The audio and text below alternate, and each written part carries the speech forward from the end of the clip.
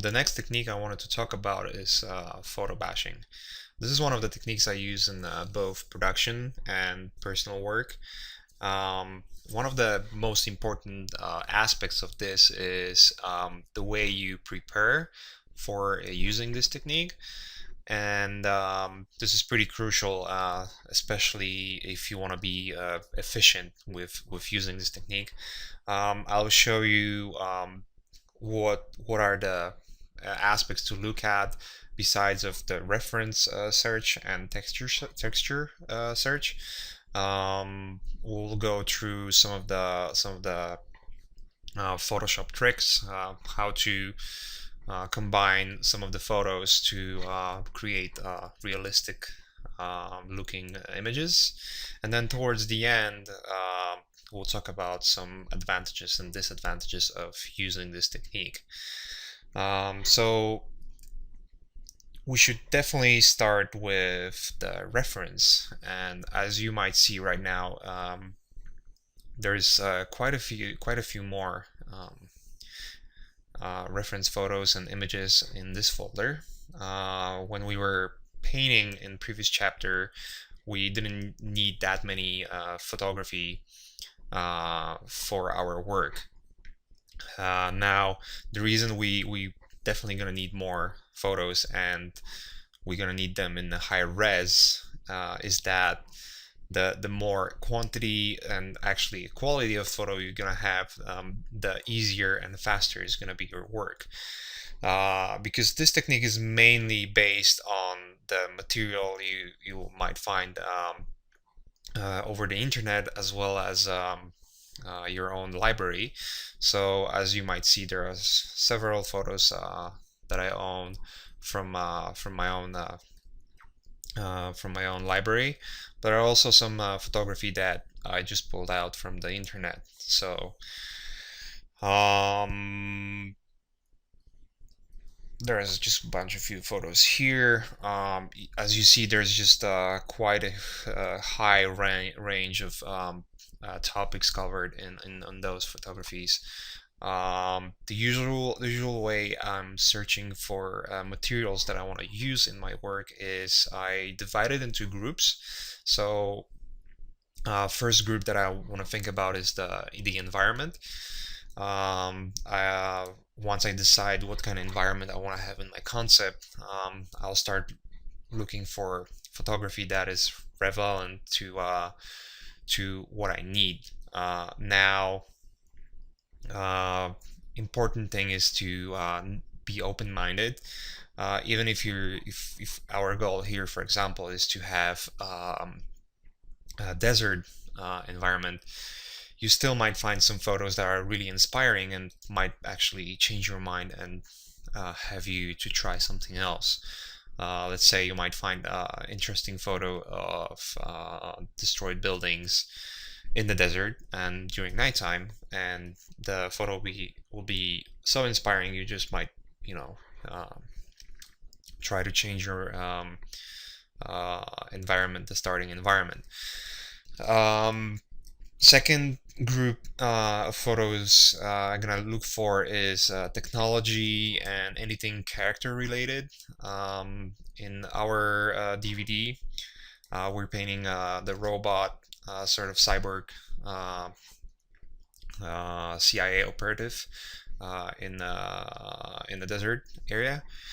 So for that, I try to look up some of the soldier photos that gonna be very useful, and their weaponry, US military weapons and all that kind of stuff. Some technology, some military casings, and just generally interesting type of photography that will help me to pull out some of those details out and use them as my use them on my canvas. So once you have pretty hefty amount of material, it's gonna be way easier to start, especially that we're gonna pretty much focus 90% on Photobashing here. We're gonna try to cut out some of the textures from the photos and use them as part of the canvas. That's the major principle of this technique. As you will see, this is a very fast way of working, but also it's a very limited way of working, which I will explain once we have our image done. So without further ado, let's start and do some cool looking stuff. I hope I mentioned it before, but starting with the blank canvas is never a good idea. So in the way I usually go ahead is I'll look through the folder of photos that I found. Usually there's one photo that really inspires me. In case of painting, it was this one. And then I'll try to mix some of that photos together and see if we can get a good looking composition. Um, so let's look at some references we have. We want to have a soldier, cyborg soldier in the dust. There are a few photos that are pretty cool here, like that one and that one. Um, so let's look some more. This looks quite interesting, but it's very low res, so we probably not want to use that. This is actually pretty cool as well. We're just gonna focus on one character in the environment for this DVD, just to show you the techniques mostly. But whatever you're gonna learn here, it pretty much applies to any amount of characters or any designs you might want to work on. So look at some more photos. I'm gonna use that one because I really like the mood. Just making sure it's sitting there. Let's make the background black. I made it black, by the way, by pressing Control I, which is the invert color. Now let's look some more.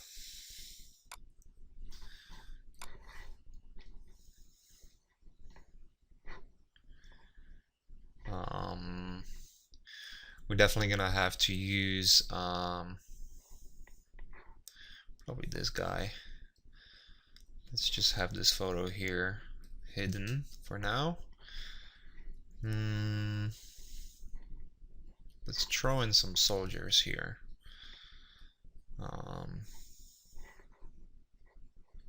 Just quickly going through what we have here.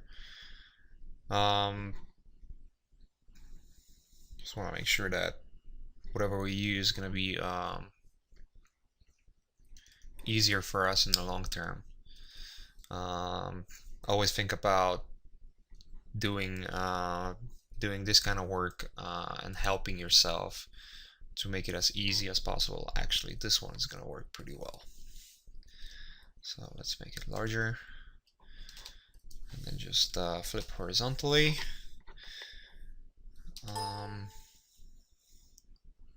Now we don't want to have it on smart objects, so we're going to rasterize. Now I know some artists that use smart objects, and this is pretty handy. I never got around that technique, and I don't feel like I really need to use it. It's actually confusing me a bit. Probably if I spend enough time, I will understand it more. But for now, I'm just gonna use standard techniques that are available in pretty much any Photoshop. Now, okay, so the way I would work from here is I'll take the quick selection tool. You press W for that, and then paint my selection with that tool. The way it works, the way I understand it works is it's looking for the contrast in color and value of the image, and this is the way it actually selects uh, the parts of the image. As you can see, with just few strokes, I'm almost 100%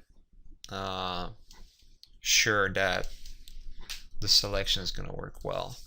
There are obviously going to be some errors. We don't have to be uh, so careful about that. We can always clean up a little later. Um, we just want to have a general shape, which right now it looks pretty good. And we're just gonna copy it by pressing Control J. As you see, we already have a character here. Now let's resize that a bit. And I'll just use one of the brushes here. Oops. Again. It could be that one. Doesn't matter. And just paint over the stuff we have here. The stuff we just don't want to see in the image. Let's hide the soldier a bit. And then just paint over. We just want the color and the general feel.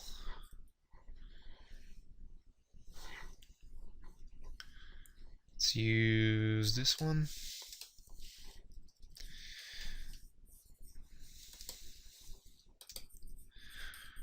So again, the technique is called photobashing, but as you see, we're still gonna spend some little time painting here.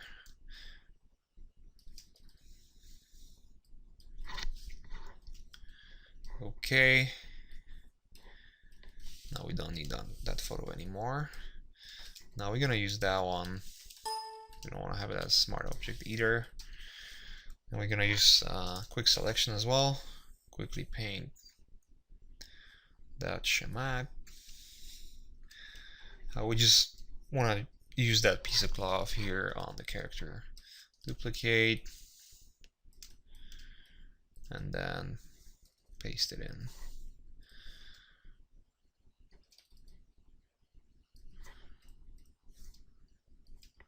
Like this. Just make quick selection here. It doesn't have to be too clean. And paint it black. We're probably actually going to open it up a little better later on, but we don't have to care about that too much for now. Just using some more brushes and just painting in some of that detail.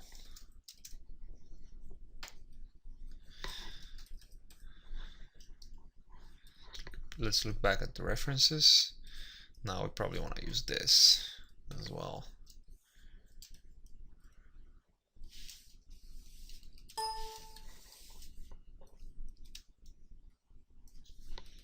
This is actually going to look much better than a previous photo.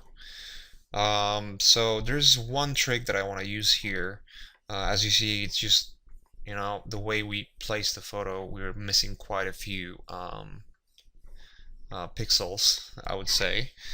The way to solve this problem is to make a selection of the area that we want to fix. Now make sure that you're working on the background layer and the background layer is locked.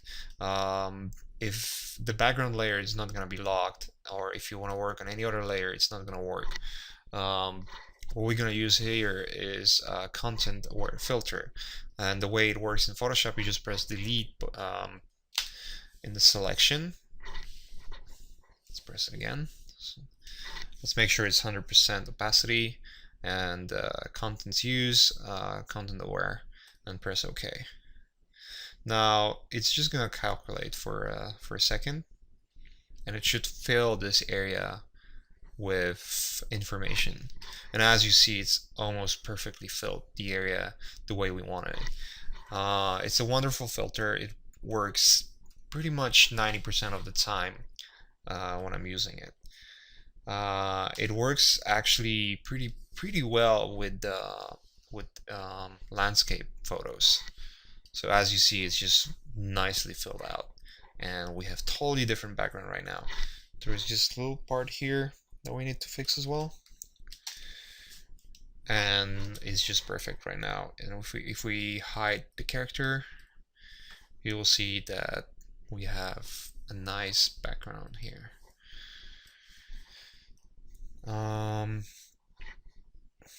Still want some of that dust. Let's see if we have any photo that would work well here. Actually, why not using this one? Let's just flip it. Let's just have a road here. It's gonna work pretty well. Now, there's pretty large difference between oops, let's use a different selection tool and duplicate and delete that one. As you see, there's a pretty large color difference between the background layer and the new layer that we just pasted in. The way to fix that is there is this one adjustment layer or adjustment technique I use, which is match color. Now, the way match color works is it will map the pixel information of your source to a specific layer that you select. So our source is going to be our Photobashing version 01. This is where it's going to source the match color from. And now the layer the layer from which it will pick up the colors is going to be the layer we select. Right now it's the original layer that we want to change the colors from. Now we want to change the colors of that layer to the colors of the background. So from the layer section, let's choose background. And now you see the colors are changing quite dramatically. There's something going on here that I don't like. It's washing out a lot of contrast that I really liked here, and I don't want to lose that. So the way around it is to duplicate this layer, and then I have a shortcut for match color, which is Control M. Now we use the same source and the background. Press OK.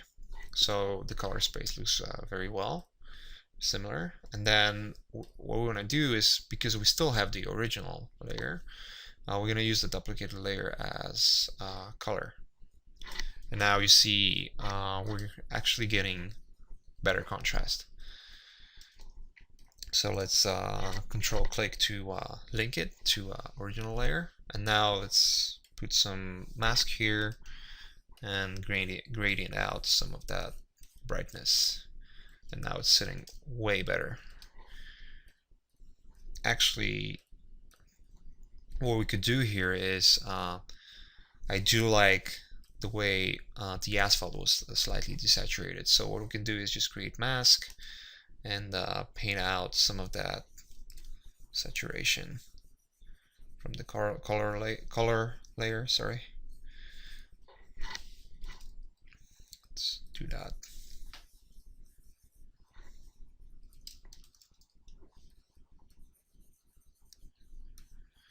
Now again, we don't have to be really accurate with this. This is just a concept sketch. We're not doing full-on illustration rendering. So even if it's not perfectly done, don't worry about it. It shouldn't be a bigger issue. Now this works pretty well. And as you see, we're kind of like, this road should go more here. Let's hide the character and see. It's not working that well, huh? The way I would do it here, then I would just duplicate those both layers and flatten them.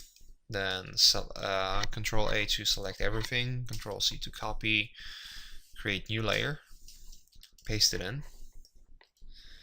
Now let's merge it so it's a background layer. You probably see where I'm going with this. And then I just resize the image, recrop the image so I have this extra space here. Now all I want to do here is make this selection, press delete. Okay, let's see what happens. Hope this is gonna work. Almost. It's not looking that great, but it's not looking bad either. Let's start again. Let's make this.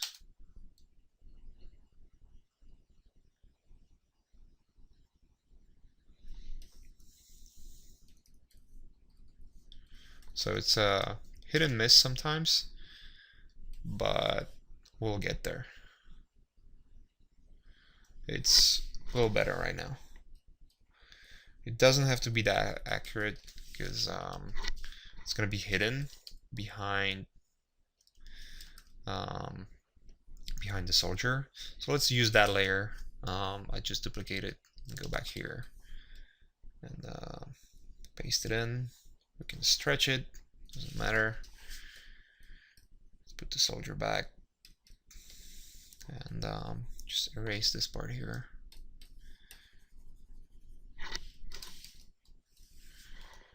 And make it a little darker, slightly, and paint in some brush strokes. Actually, what we could do is just merge it down and then just use clone. It probably would work pretty well from the get-go, actually, without going at this extra stretch with copying layers and whatnot. Let's paint in the yellow line here. Let's hide the soldier again. See, there's some parts of the photo missing. It's looking pretty dirty, but we don't care about that too much right now, since this is just a sketch.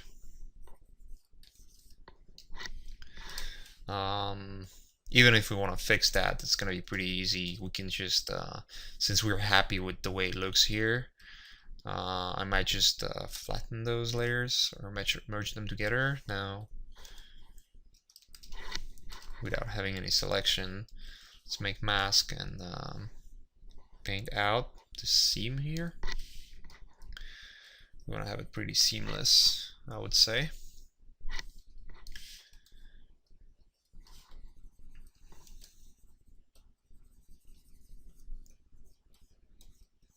This should work.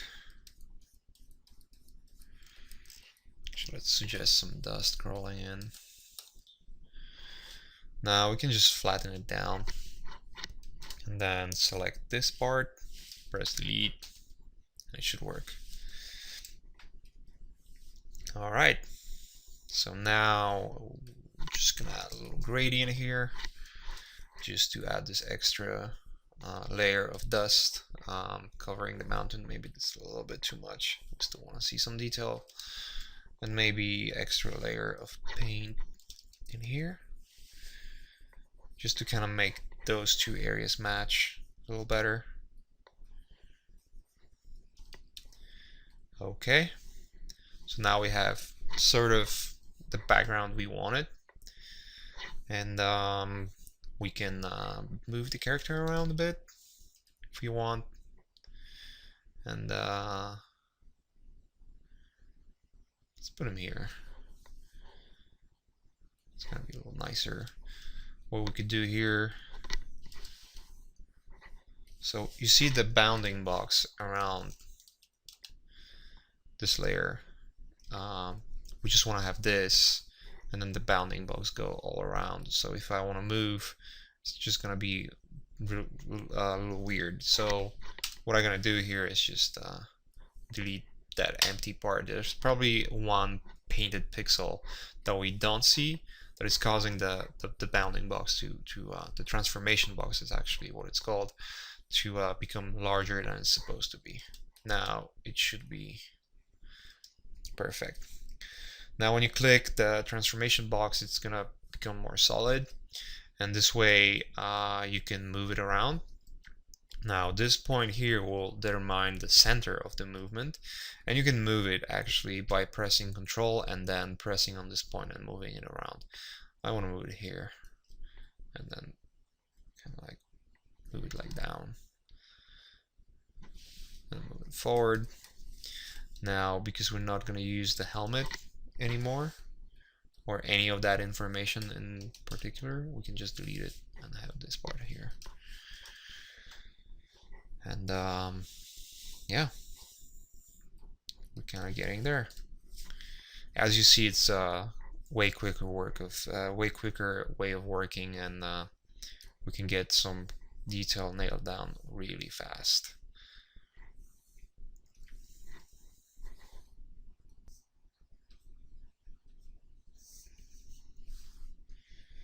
Okay, so let's look more through the reference and see what else we can use here. Let's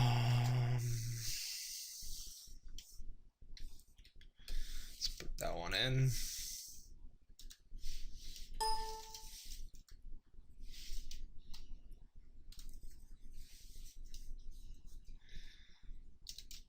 Just thinking about adding some kind of smoke with the sun in the background. Let's just quickly change the brush here. That one's gonna be good. Now this is a little too dark. What we could do is create a new layer, link it, and then pick this color and use gradient to sort of fade it in. Now let's put it on the lighten mode, so that whenever we overshoot, we're not covering the brighter areas. Let's make actually this a little brighter as well. Maybe not that much. This should be fine. And then just erase, mask erase,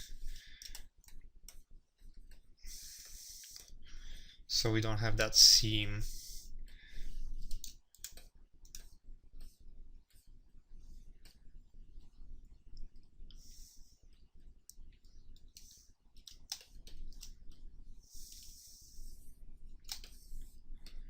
Oops.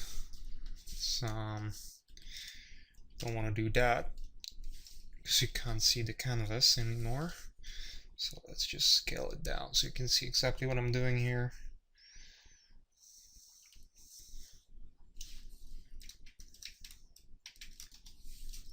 This is a very subtle change, but adding those little details will eventually make things look better in the end.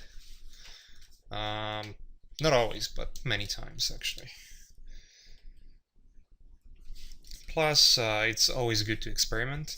So even if you're adding details and you're not happy with them, at least you know what works and what doesn't. Let's put some layer on the overlay and use black color. Just want to kind of make this bottom part slightly darker. And we can use the same layer, just duplicate it and put it on the color mode. That way we're not oversaturating this area. We're kind of keeping the saturation even. Just flipping the image to see what's going on. Now I'm thinking maybe it would be cool to see something in the sky, and there was this reference of a helicopter. Let's see if it's gonna work. Maybe that's what's sparking the dust. Again, let's make sure we're not having it as a smart object. We don't want that, or at least I don't want that. If you find it useful, then go ahead.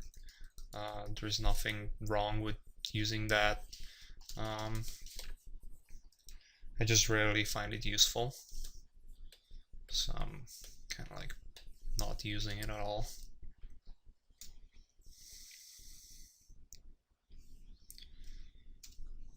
Let's see.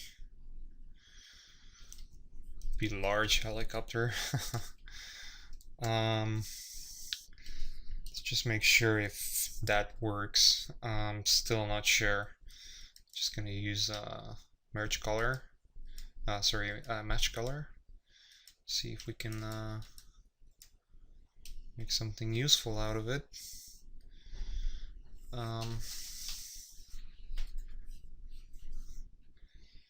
Don't know yet.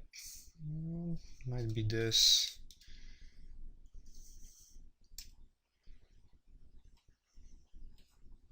This actually doesn't work. See, so just trying new ideas. If I see they don't work, then I'm not using them anymore. Let's make him larger, like so, and maybe I want to open it a bit, so I'll just paint black color in here.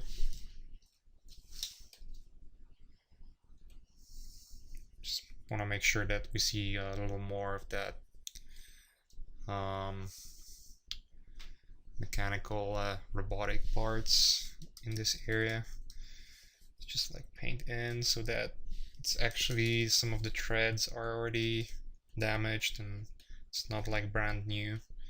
So there's some threads just hanging down, and it's uneven, has some holes, maybe some bullet holes. So we can just quickly paint that. The way I'm doing it is just using a small brush and kind of like nibbling around and just making sure that kind of works. A little highlight here would do, but not too much. Just an impression of like a bullet hole. You don't have to be super accurate here. Just paint in some of that detail here as well, so it's like the material is sort of bleeding in.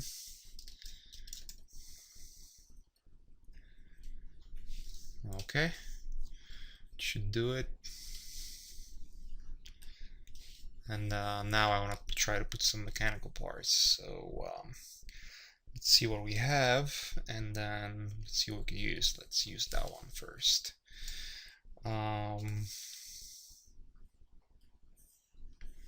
See if we could use it, if the light works. The way I'm looking at it is just trying to figure out if there's anything I could use from here. I want to make sure that the lighting direction is good on the photo I'm using. Just gonna use a quick selection to kind of like quickly select it. Actually, accidentally selected all. I don't want that. Let's deselect the black areas and add this part here. All right. This could be sort of like the rotator joint. Let's use that round brush here. We want 100% opacity here, obviously.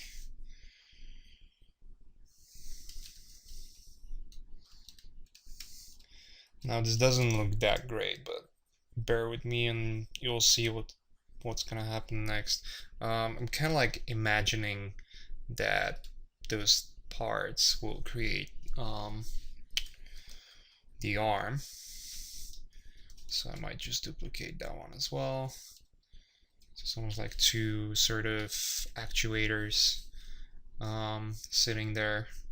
Now this is probably gonna cast some shadow, so let's make sure we have that in the layer.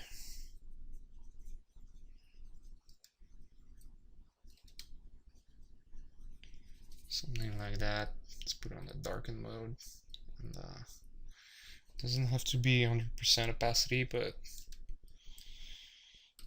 a little less than that. Just suggest the lighting direction so that this part is casting shadow here. Should cast shadow almost up until here.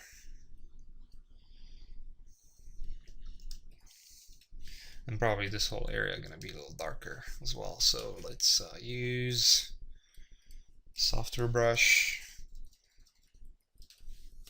like so. Now let's go back to this one. Just brush in some of the shadow. So it's just having one light direction here. Should be fine. We can, once we're happy with it, we can just collapse it, Control E. And now we have two layers. Let's just paint in a little more. Zoom in. Let's use that brush because I want to paint some details. Kind of mimic this stuff, but just make it unique enough. Like so. So that it might just be rotating around this part, or maybe just I don't know, just making sure it looks kind of believable. We don't have to be really that accurate. Remember, this is just a concept sketch. This shouldn't take that much time.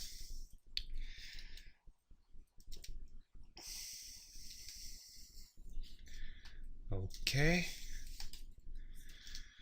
Now let's merge it. We have the arm here. Now let's see what else we could use. This is probably the quickest way of working. Obviously, you can just kind of plan ahead and find areas of or details that you're sure you're gonna use.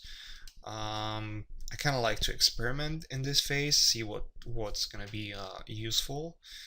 Just browse through the collection of photos I've collected or downloaded, and then see if any of them are useful for a specific project.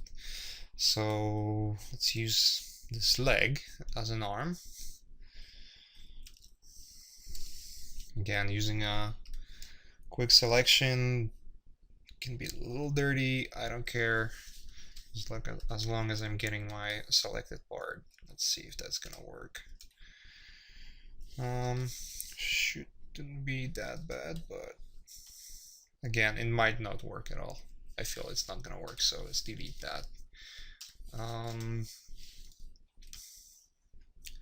see what else we have here.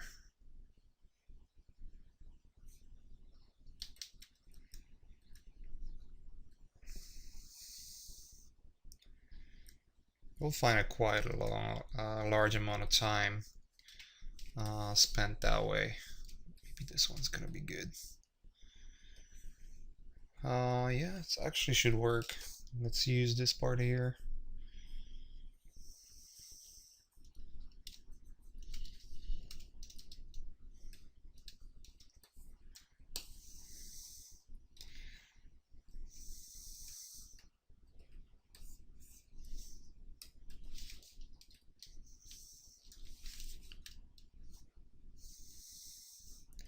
Now, one thing I've noticed is that it doesn't sit well in perspective. So there's a quick way to fix that here. Let's see. What I will do is I will select this part, cut it out. Now delete the top, we don't need that, and then warp. So we're kind of creating an impression of perspective. We'll do the same thing here. Let's cut out this part so it sits there, and then let's cut out this part. The way I'm cutting it out is just making sure that when I select it and then use warp, those two middle lines are actually going through the middle of the sort of like a tube, so that way I can manipulate the way it looks in perspective.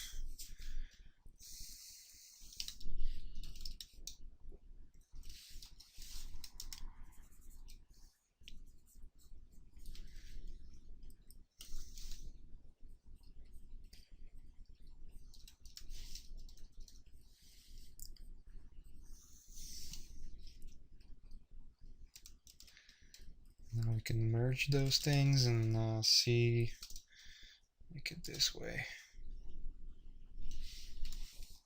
Let's cut out this part as well.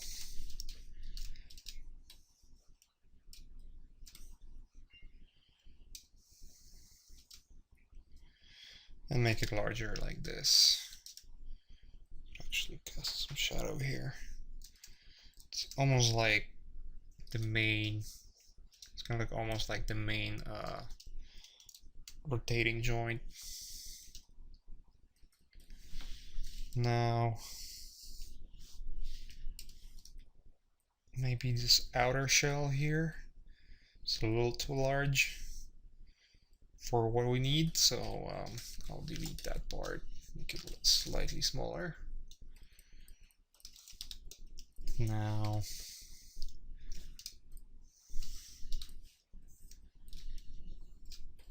so when I select the layer and you see that the transformation, the transform controls, and the bounding box is kind of large. So in order to clean it up, you see there's a little line here we didn't want, so I just selected this, cut it out by Control Shift J, and now I can delete this layer, and you see that the bounding box is smaller.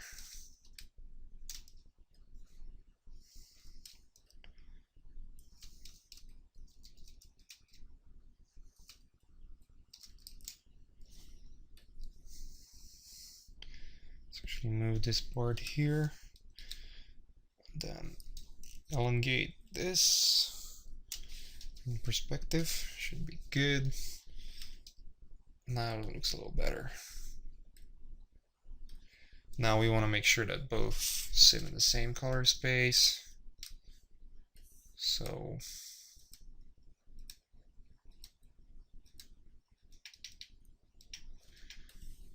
that was layer 14. Yeah, maybe a little too saturated here. That should be fine.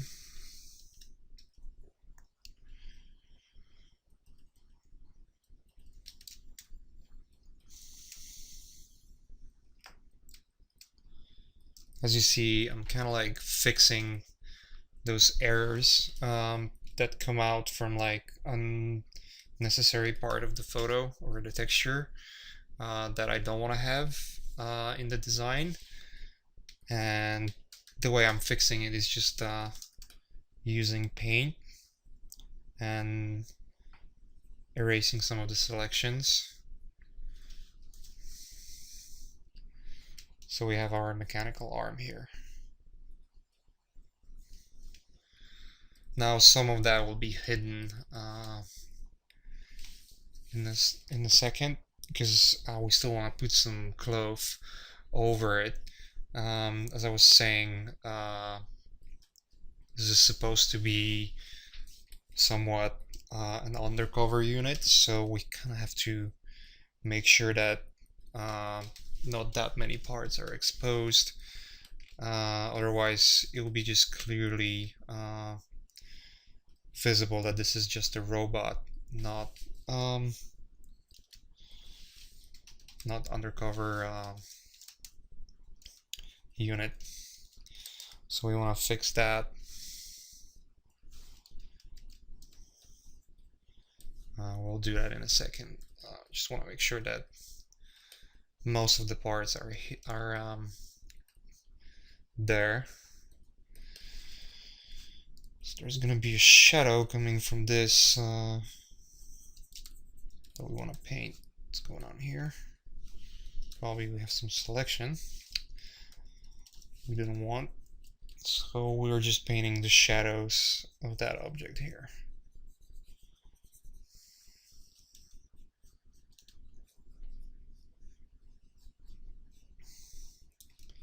Just making sure everything is sort of in the same realm in terms of lighting. Let's make one more layer and use the same overlay trick just to make things a little darker, and then one more layer to put it on color and decrease saturation. We'll actually use the same layer for the upper arm because it's slightly too saturated, especially on that side. Now we can collapse that layer. This is maybe too desaturated, so we can decrease the opacity. It's always a good idea just to kind of like go through the layers and make sure that we're getting exactly what we want. Now let's see, maybe soft light will work better. Actually, overlay kind of works here. It's too dark. Now we can collapse. We have our layer. So we have the arm. I feel like the head is a little bit too big, so let's make it smaller.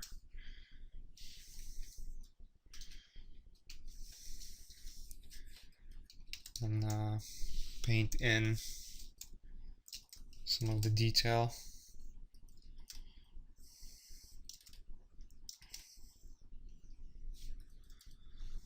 Like so.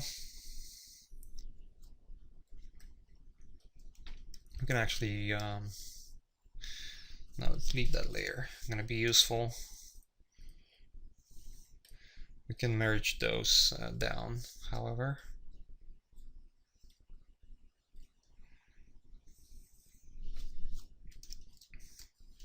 Just even decreasing the saturation even more.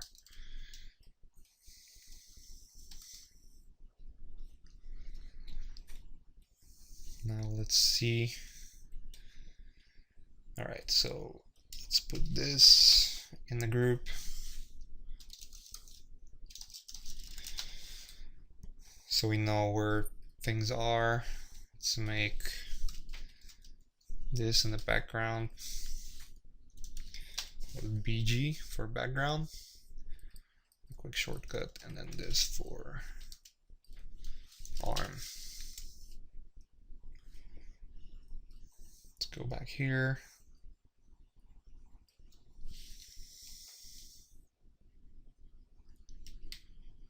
See where we could put some of that. So let's do this. Let's try this. I'm not sure if it's gonna work, but creating a mask on the group. And now I'm gonna paint out some of the detail. And the way I'm gonna do it is just sort of going back and forth.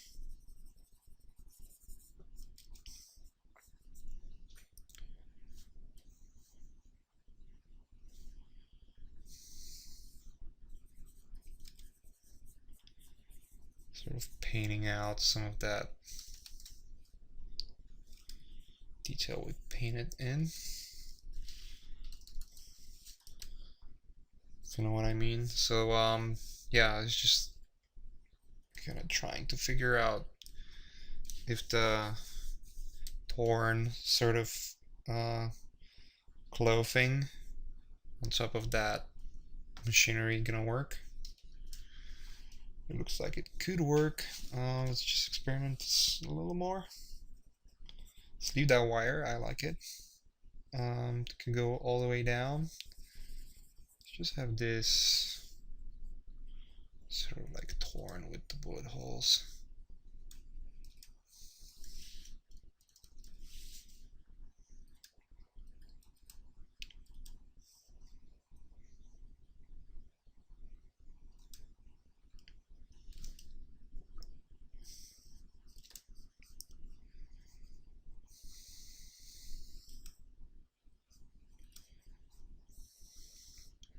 So again, the trick is it's painted. We're kind of painting with the mask right now. Now, once we have that, and by holding Shift and clicking the mask, you can disable it and enable again. And that way you can just preview whether it's whether the mask is working properly or not. We're kind of getting what we want. sort of happy with the result, so I'm gonna keep going. Now, obviously this is not 100% nice, so I'm just gonna create one more layer and then just start adding like those broken fibers, cloth fibers that are just like going around. Maybe some more bullet holes and torn parts. So we just kind of want to play around with this and get the good feel of the material.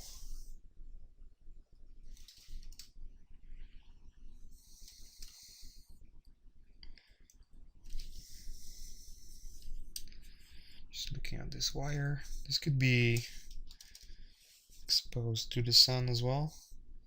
So it's like those two wires are actually coming from the inside here, making it look a little more creepy. So when you zoom out, you'll see there's something going on, but it's not as exposed. Whereas if you would just hide the layer or hide the selection, you could clearly see it's a full-on mechanical arm. That way we can just kind of hide it.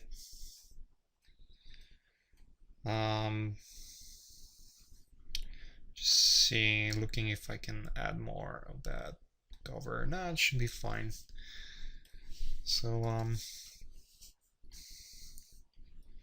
just want to make sure that this goes in.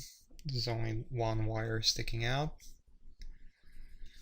And then just gonna paint in the rest of the wire. It's gonna be ending here. And this sort of, we might use this part as some kind of utility box or whatever. Doesn't matter.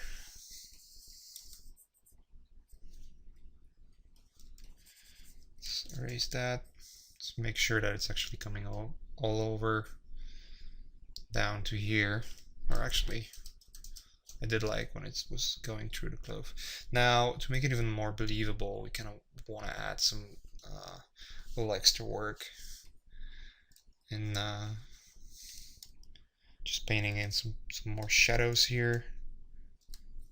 Let's use it as a darken layer so that the cloth is actually casting shadow.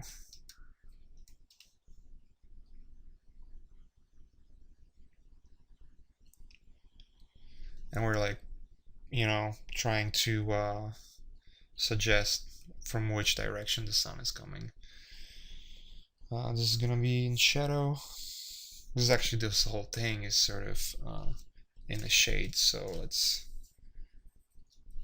do that.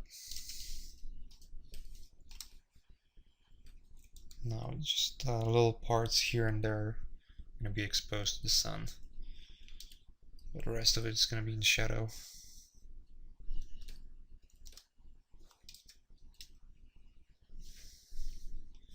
Looks kind of good. Now let's create one more layer, and we want to add shadow in here as well. So this whole wire is actually casting shadow too. Let's put it on the darken mode again, or even multiply, and just make it slightly brighter. You can decrease the saturation, make it even brighter.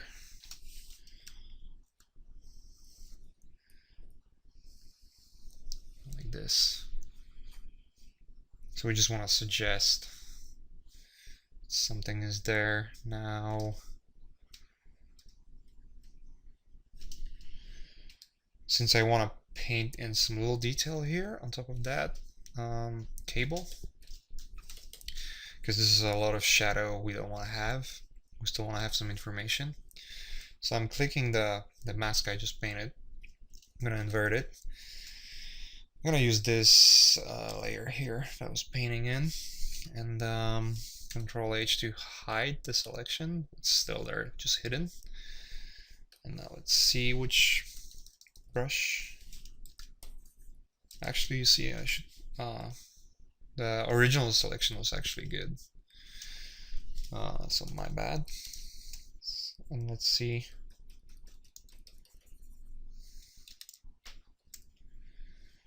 Might have to just hand paint some of that detail and erase. And maybe use some kind of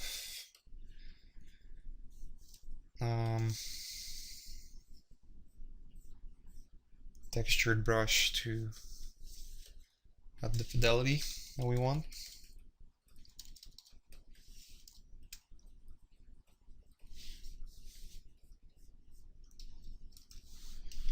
Now we can unselect and paint in this detail here. And this should be fine.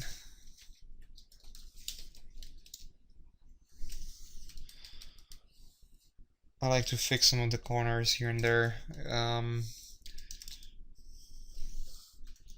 just to make it slightly cleaner. It always reads better when the design is not that jagged, and you can see some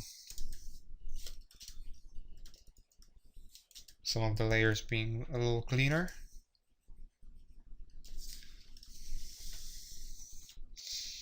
Now we almost have our arm. I'll just create a group and call it arm again, and then create adjustment layer levels. I'll see if I can just make it slightly brighter so that there's more light reaching inside, because before it was just too black, I would say. We kind of want to have the values sitting together, and then, you know, so that across the whole image the values are similar. I can see some errors in the photo texture. I just cut it out, so I'll just paint in some detail so that looks more interesting as a shape. Starting to look a little more cool now.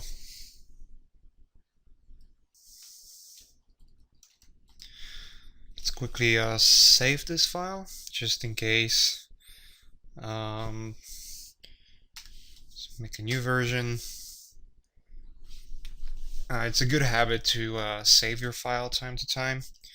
You don't want to lose your work just because the software might crash, or there might be a power outage, or anything that just might go wrong. So save your files as often as you can. Now Photoshop has a good option, especially anything above CS6, is that it is doing autosave. However, it's still way more useful to actually save your files systematically, because sometimes your autosave might just not work. There might be a bug or whatever the reason. Anyways, what I'm looking at now is I'm trying to figure out one little detail that was bothering me, is that this is very exposed, so we don't want that. I was thinking maybe we could use this to cover it, but now I think we could use that layer right here. Sort of create like this plate for this part here. Now let's hide it in this layer here, in this folder. Just painting out some of that dirty detail we don't want, and then painting in some shadow, or making it look like it has some depth.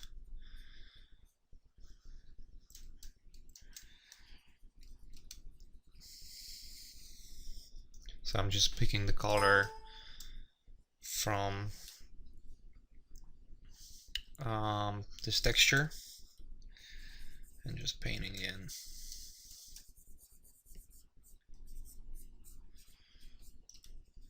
Again, this is supposed to be a sketch, so we don't have to be super accurate.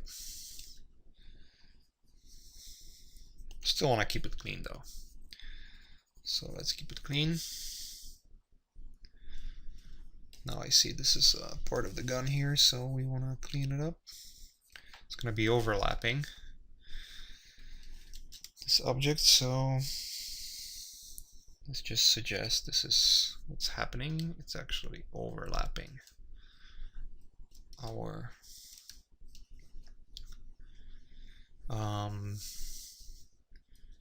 this little part here.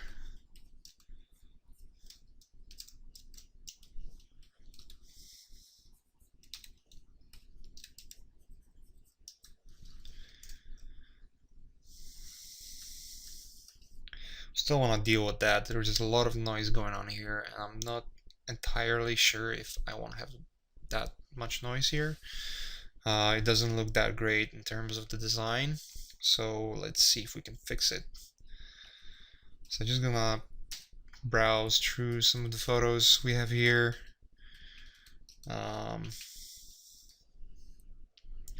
Just tinkering which one could be useful.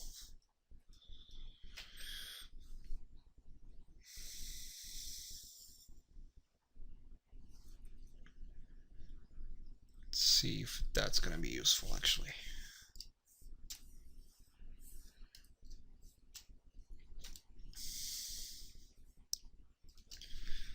Making quick selection.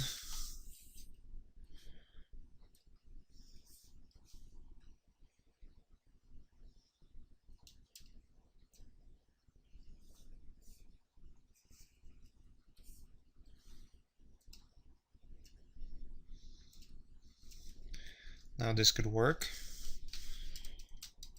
Pressing Control Shift L. That function, what it does is if you press Control L and then you press Auto, it will make an automatic adjustment based on the color space. That's what I at least believe what it does. I might be wrong, but it's usually how it's, or actually no, this is not what it does.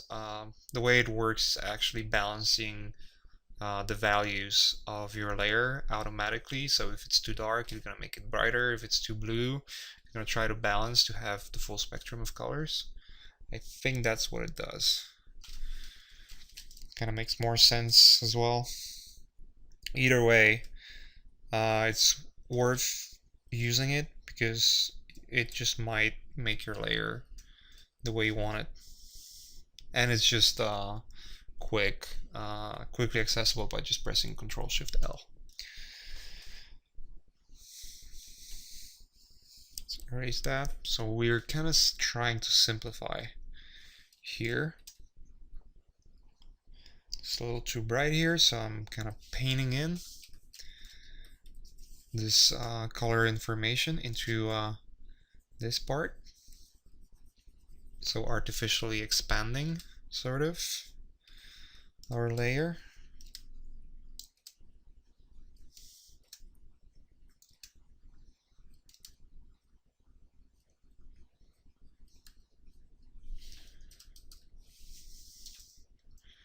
Again, I'm always thinking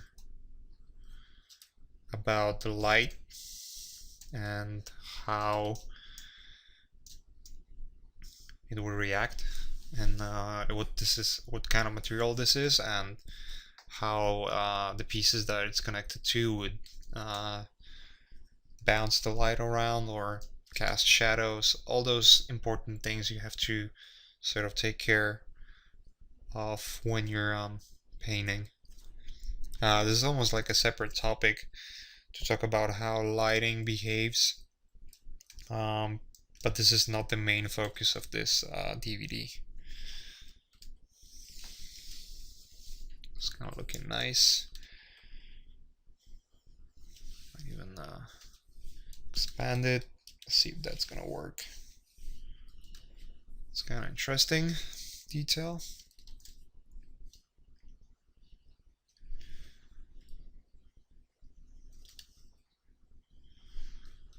Actually, what if we just hide it here instead?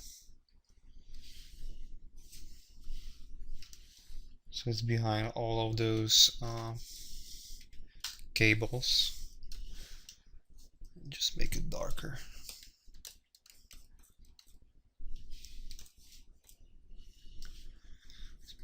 Darken.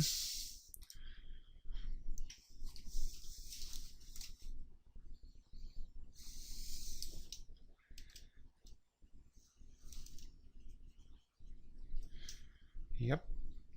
Now let's look for more stuff. Let's get this folder.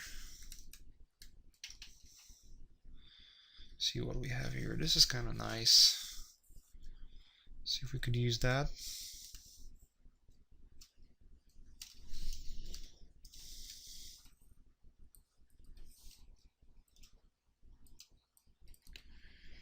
So we're sort of creating almost like a shell for all those exposed parts.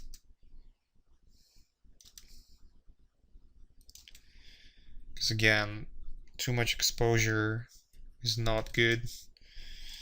He's supposed to withstand a lot of damage. So let's make him to look like he could actually deal with gunfire. So just experimenting which layer to use. Now there's probably gonna be some light hitting that part here.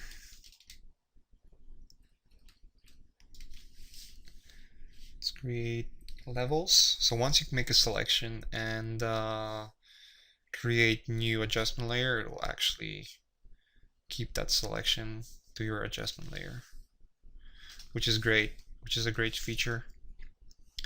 I want to make it a little more yellowish, so let's use the channels.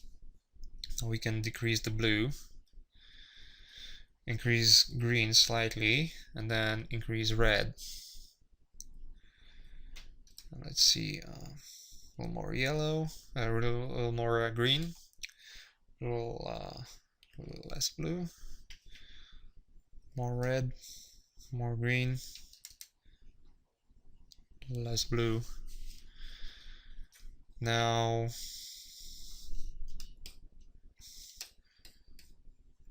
we don't want to have it going all the way down, and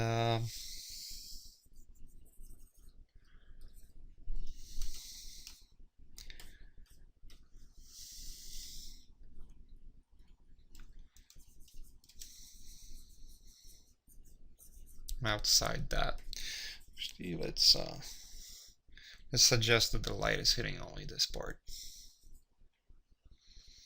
and maybe this is casting shadow. Let's go back to main layer, make it even brighter, like this.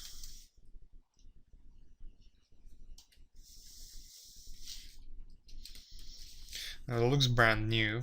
There was this one photo of damaged rifle. Let's find it quickly. It's right here. Now let's use some of the rifle detail on top of that. So I don't even think we're gonna need that adjustment layer based on the information we have here. It's actually fitting the lighting scenario we have very nicely. So I'm gonna use clone tool, and then, or actually it's gonna be more accurate if I just make a selection, duplicate, and then just sort of tuck it in here. Now, since we don't want to have it entirely destroyed, let's just paint out some of that rustiness. make it slightly damaged. And let's use this part here for this. It can be slightly stretched, but that doesn't matter. All we care about is the final look.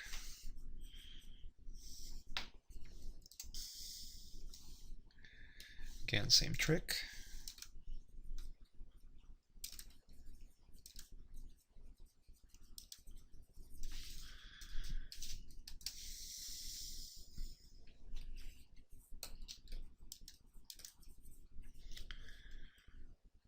Now, it has to cast some shadow here. Now let's erase this little part here. Let's actually make like little two cutouts here, maybe some kind of dots, just to make the design a little more interesting.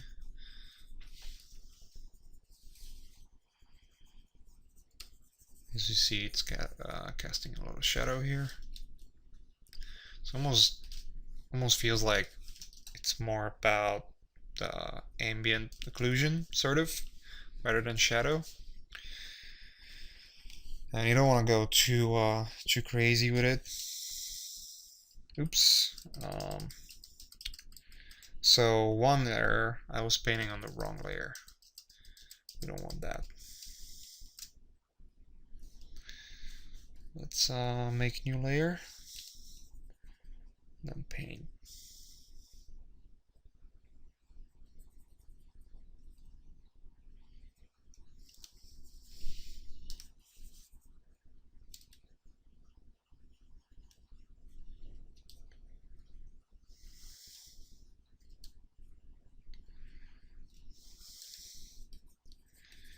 Again, we don't want to overkill. It has to look sort of natural.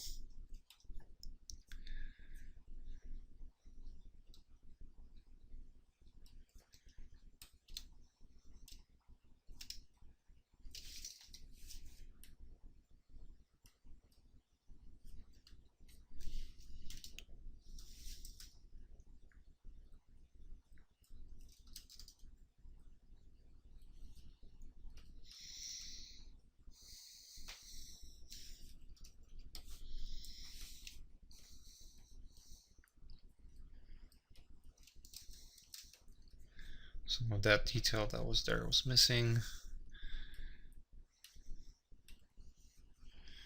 We want to keep it.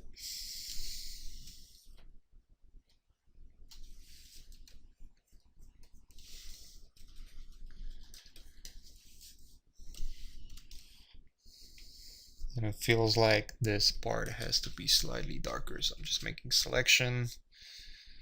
And we're talking about the original layer.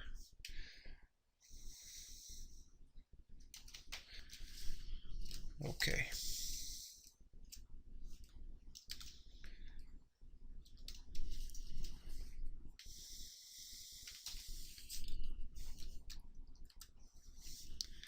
Should work. Now we gotta get rid of that. Doesn't look good. It's human flesh, and nothing about this design should be human flesh. Let's go back to this folder.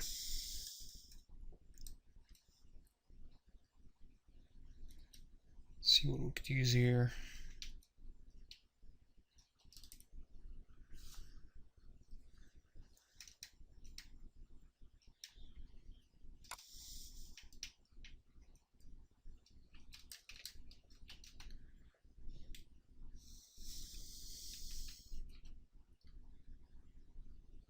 Could use that part of the leg. That robot here.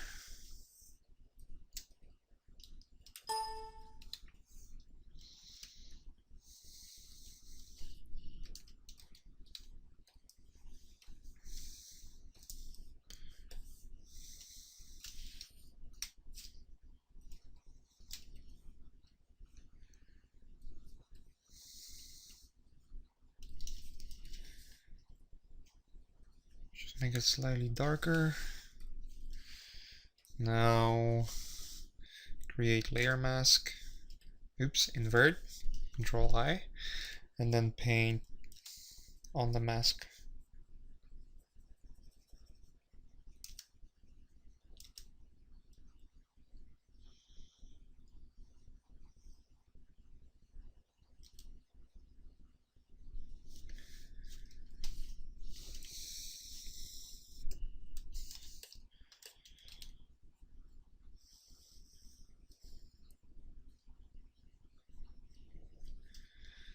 So now it's more robotic.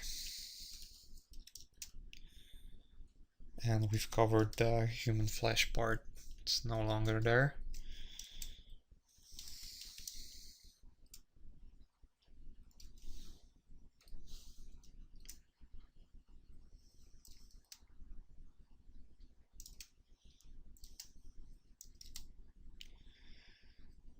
I'm just suggesting some of that glove detail.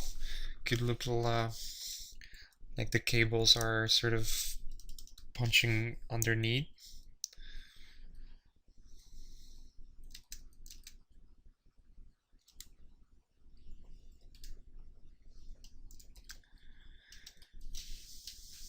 Okay.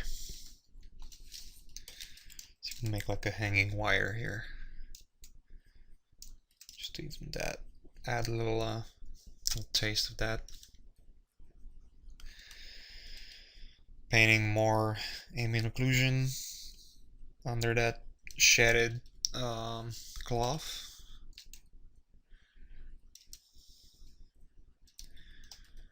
Just little details like that will add a lot of believability, especially when it comes down to realistic painting. It's all about those small details related to lighting. See, it's making actually pretty significant difference in terms of how you read the depth of that arm. Now I'm gonna have to fix that here and put some detail in the head, just to suggest that this is a robotic head, like on our painting from the first chapter. So we'll do that next and then finish it up.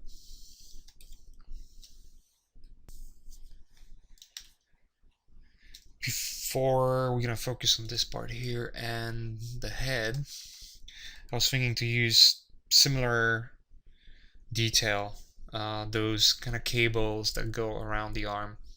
A little more of that in our design. It actually gonna work as an advantage for the whole design, because it's gonna be like one of those elements that sort of goes around and, you know, make our design look more unified, sort of. So let's see what we could do here. Maybe there could be like a cable that goes from here. I'm actually gonna cast some shadow.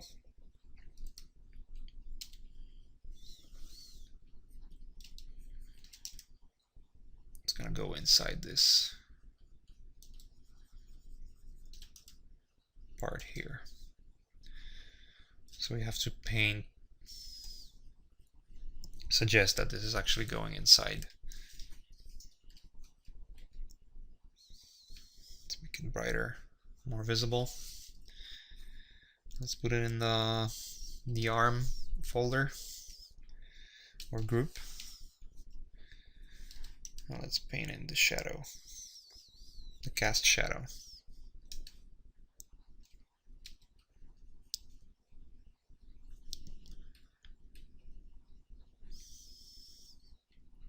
It's not gonna be entirely black.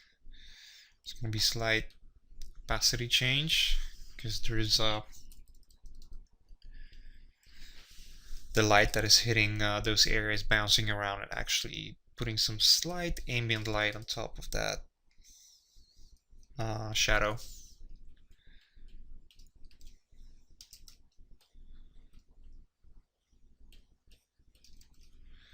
Let's merge some layers.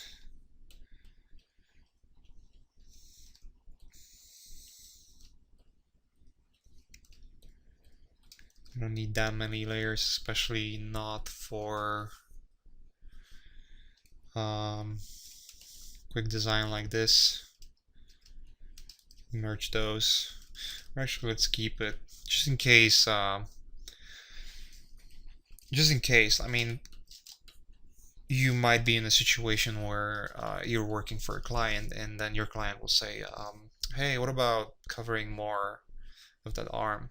Then, if we would just merge it, then we're losing a lot of that masking information and the flexibility we have by having the mask in the folder and all that. Now, if the client would say, I actually don't want that part at all, then you can just fix it by quickly painting out the mask and then just fixing that part underneath. It's way quicker than just, taking care of all those pixels that are covered and painting from scratch. That would be a nightmare. So let's keep that layer. Let's keep all of those layers here. This could be going a little down.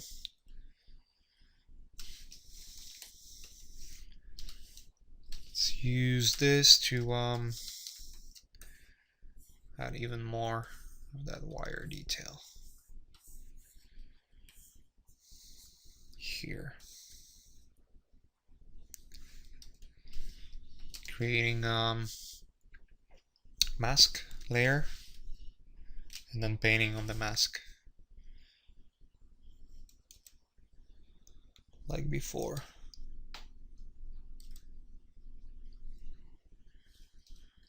Now we can just work in some of that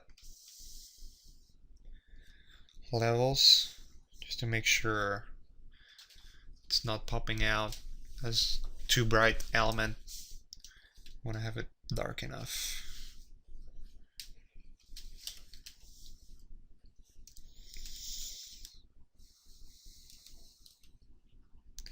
Also, what it does here, the fact that we are adding those wires, it's actually creating a nice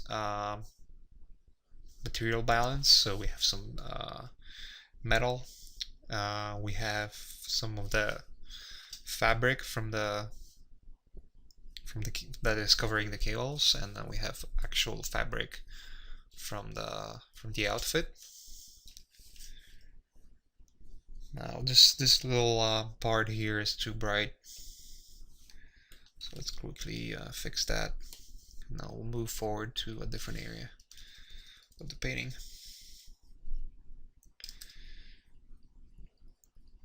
I think that should sort of do it.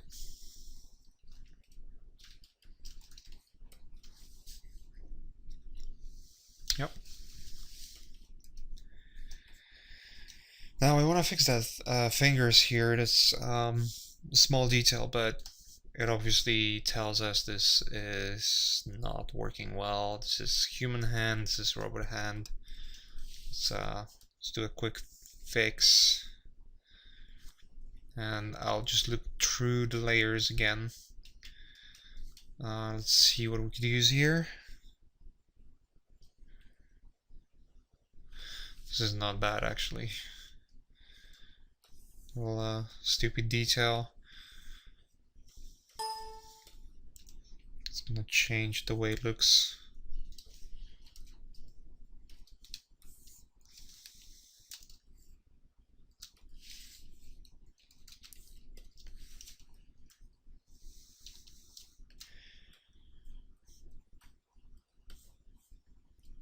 All right.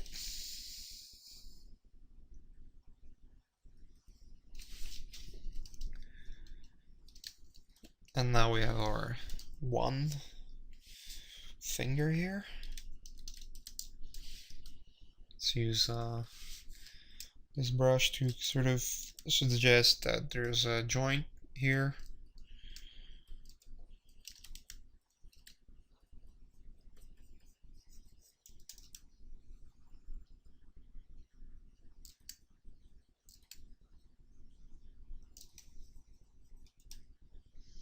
Again, we can always paint the missing detail. And now let's use maybe this part.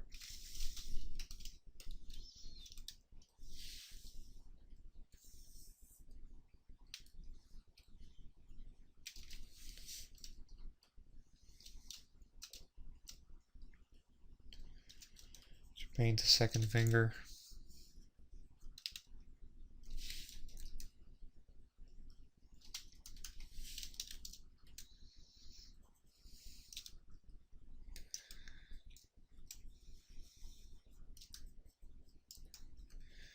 And let's suggest that this is the same sort of style. You can paint in some of the reflection, similar, some of the ambient occlusion or shadow that is underneath those fingers. And now it kind of looks like two fingers, robotic fingers.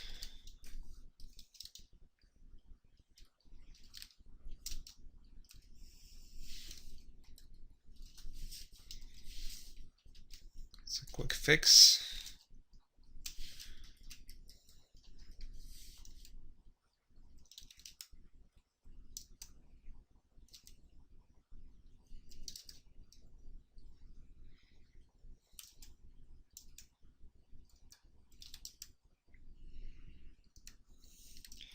I actually don't like this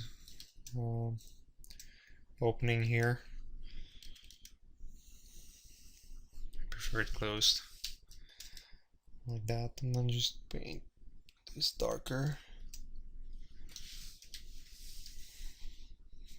And now it looks like it's fingers. I don't need this layer anymore, nor this.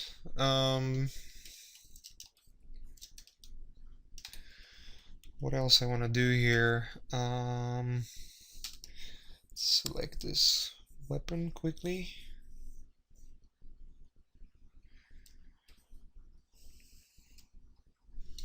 Let's duplicate our selection and let's just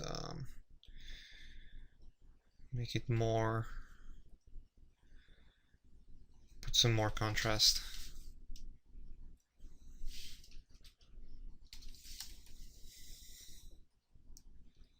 to that layer.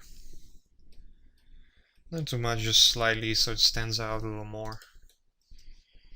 What else? I want to use this layer or this photo here, and I'll use that strap.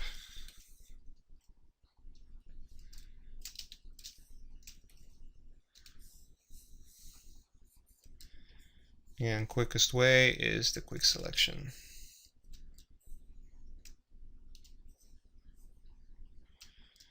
Might be a little dirty time to time, but for most cases it's just working exactly the way I want it to work.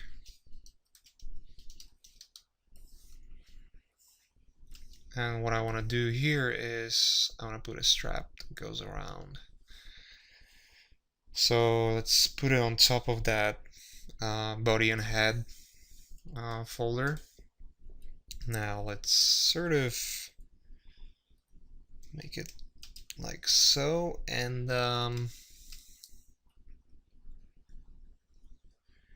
use wrap, and then what I'm gonna use is puppet warp. The way it works is kind of creating a mesh on our layer, and we can use the points to move this mesh around. Now what is important is that it's not working perfectly, so you cannot have to be careful because it might just create stretches. The less points you use, the better, the more cleaner results you're gonna get. Now when you click one of those points and press Alt, you can rotate the mesh around this point. When you click Alt and you click on top of this point, you will delete it.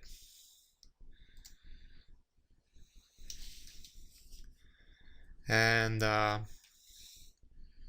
just fixing it with the warp tool.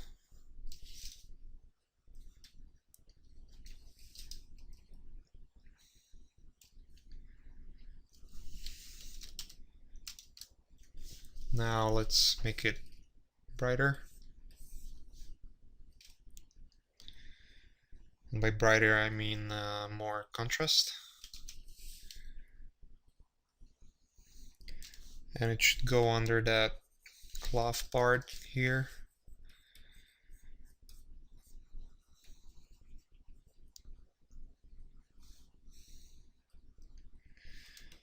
Maybe under this as well.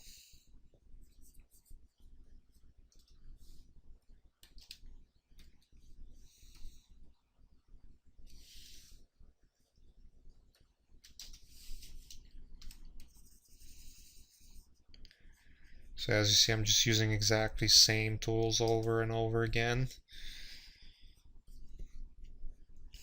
Now, new layer, link it,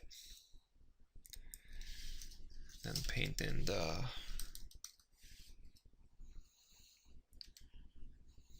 ambient occlusion, so we have more separation, and it sits better with the lighting.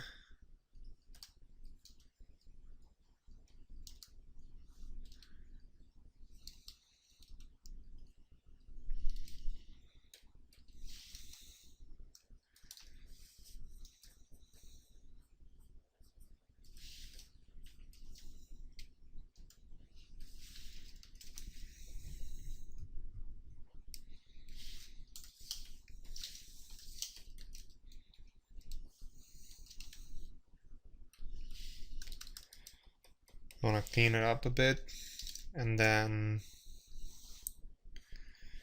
I will paint in some of that missing detail.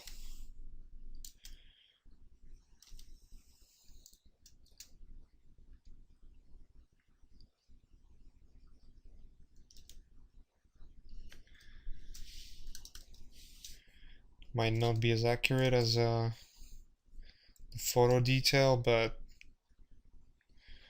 once you zoom out, it's just good enough. We don't have to be super accurate here.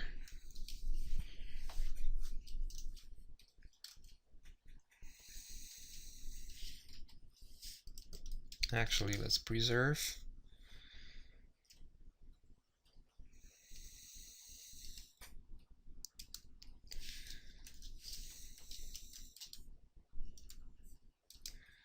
Now we can paint some of that shredded fibers in the layer mask.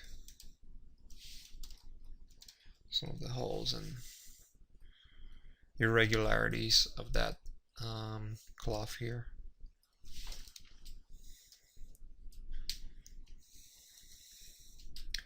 Alright, and the last step is just gonna be the face, and let's see what we can do here.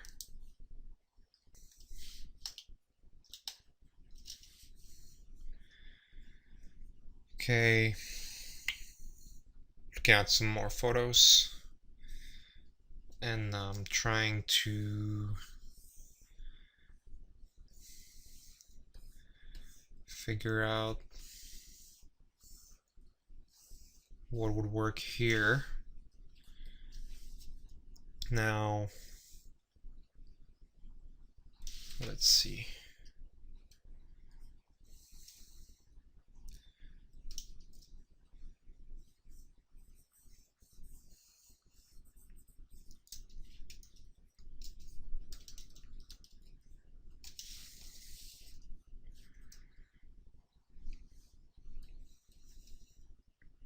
So we had this layer. Now I want to add to the selection, and this way I have my selection for what's going to be inside. I'll make a new layer and make a mask so that my selection is saved. Now let's take this part, move it in.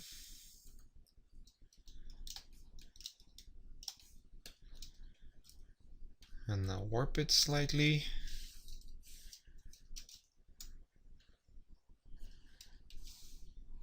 And now I'm clicking my old selection, my mask that I just created, and I'm applying it to this layer.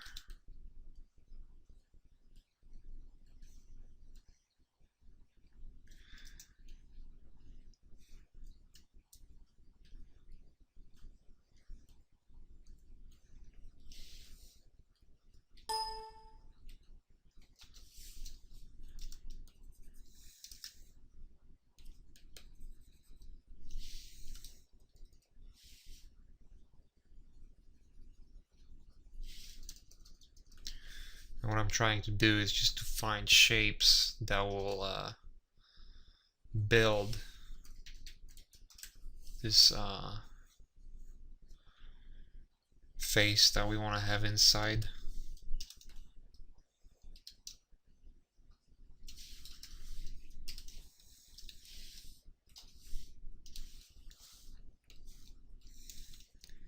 And while I'm doing that, I'm making sure that the lighting information is correct.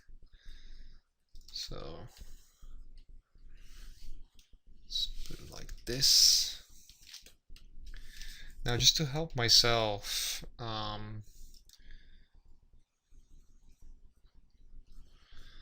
put where the eye is gonna be.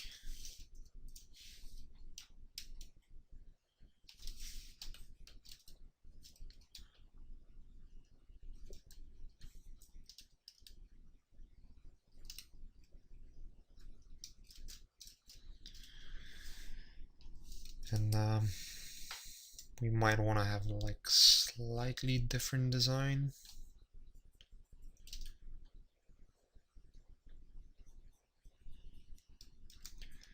I'm not sure yet, so I'm just painting. The way I'm not using, the reason I'm not using photos here is just I want to sort of block in some of those shapes first and see if they work.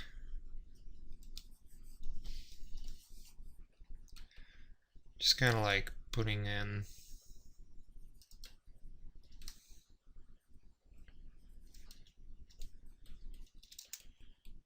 just blocking out almost the shapes that I want to use.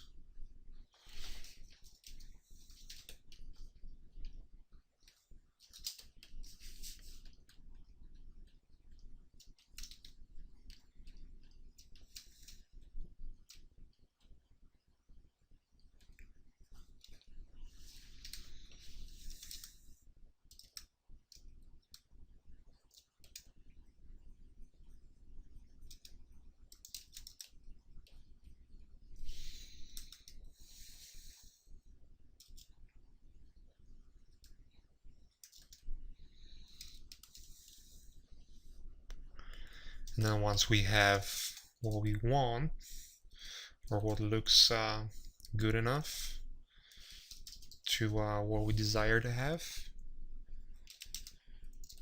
then we can start putting some texture information on top of that. But first, before I start experimenting with textures, I want to make sure that I know what I'm doing instead of just browsing through the photos, especially because it's supposed to be a face and it's not that easy to find correct photographic information that might be useful for this.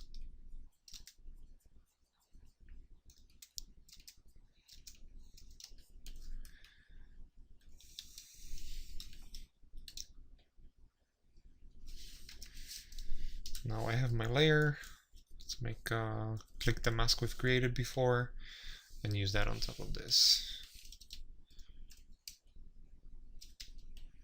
Unlink. So there's a link between the mask and the layer itself. And the reason the link is here is that when you want to keep the sort of the shape of your mask but move the layer around, then you can do it. So, but if you want to keep the mask in place and yet move the layer around so that the mask is there but your layer can be slightly shifted, that's where you're going to use it for. So unlink and then use that in those terms in that way.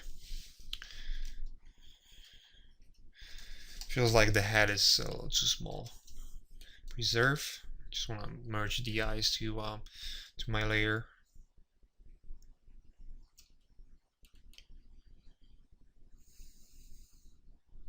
Someone's gonna look like sand people from Star Wars. Not really though.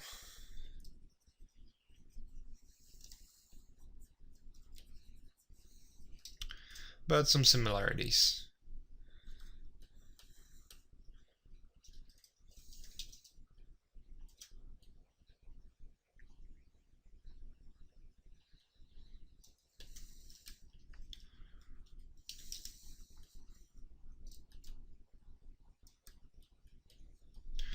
Alright, I think it's sort of there. Doesn't matter. What I'm gonna do next is just start putting in photographic information, so we can that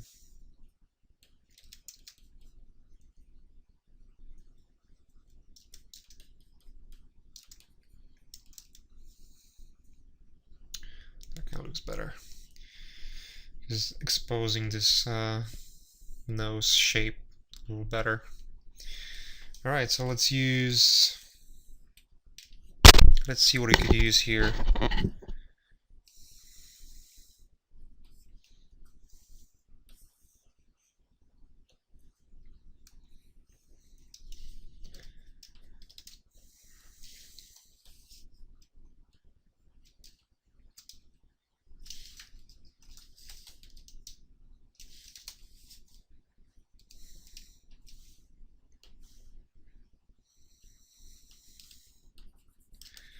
So I'm using the mask layer to paint on top to make the layer darker. Let's keep it that way for now. I feel like I'm probably gonna have to change this. Maybe later. This kind of looks interesting.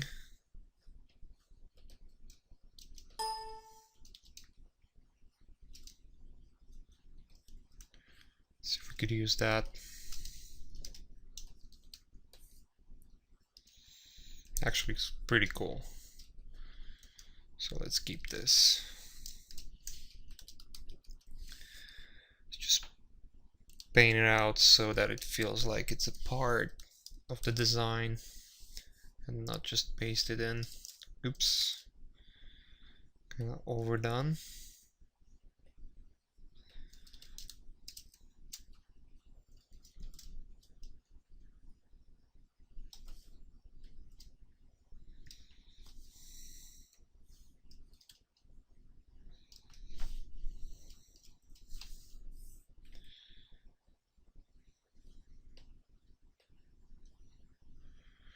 Just gonna make it darker, create new layer.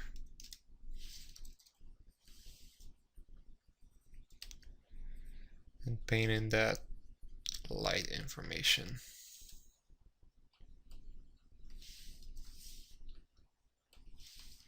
So we don't need that layer anymore. We don't need that either.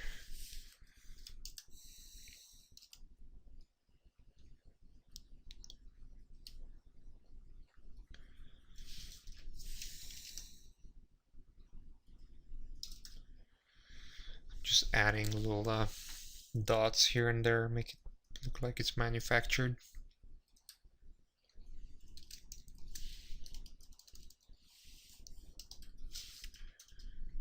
Okay.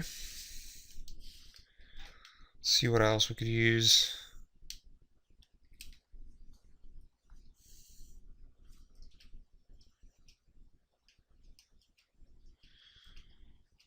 Says he's just a bunch of references, and some of them might not work for what we need. Some of them might be useful, maybe useful. We'll see.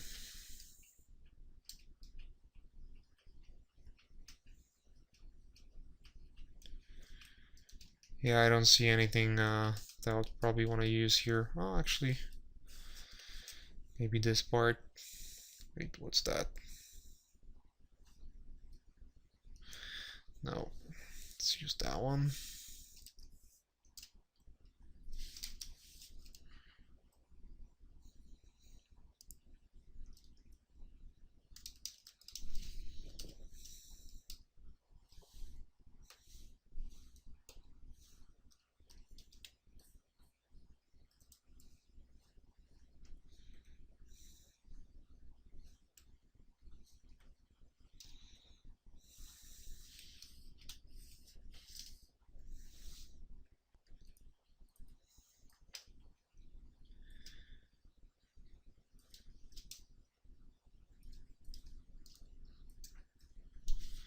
Let's make it darker.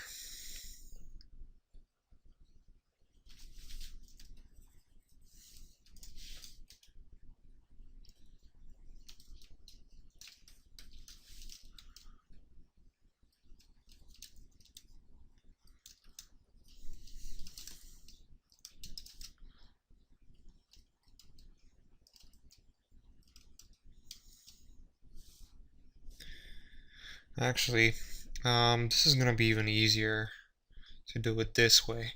So let's select all those layers and make a group, and so let's call it face. And now let's make the selection, and let's make the mask on this entire group. And this way we can get rid of that.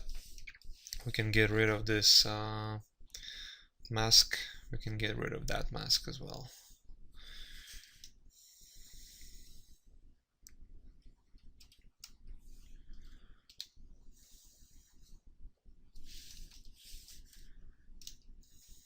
And this mask.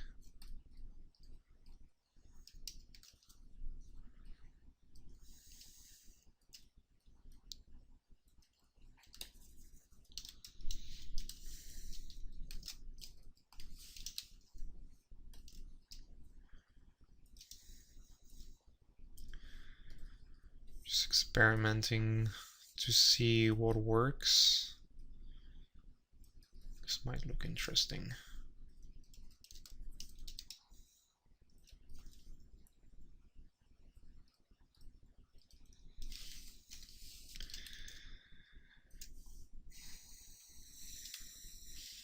We want to paint some light,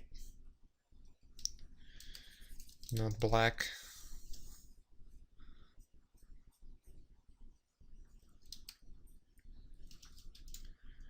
To that layer. And flipping again.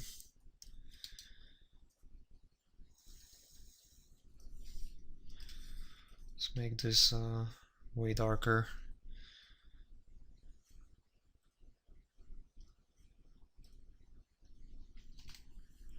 Make it feel like it's done from a different kind of material.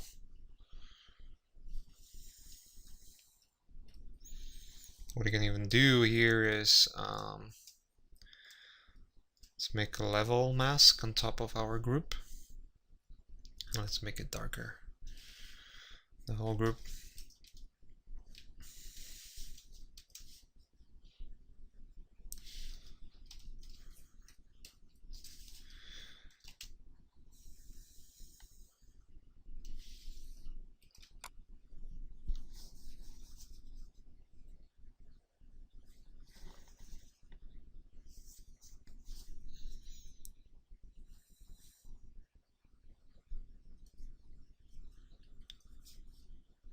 Let's see.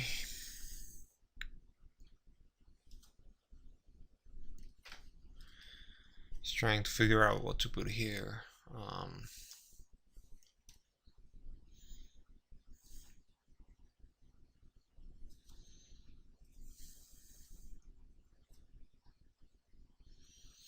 Let's use that. It's kind of interesting.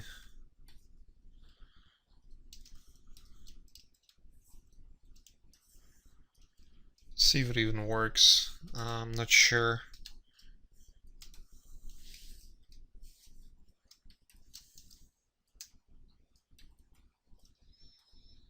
Because it's a different kind of material than anything else we have here.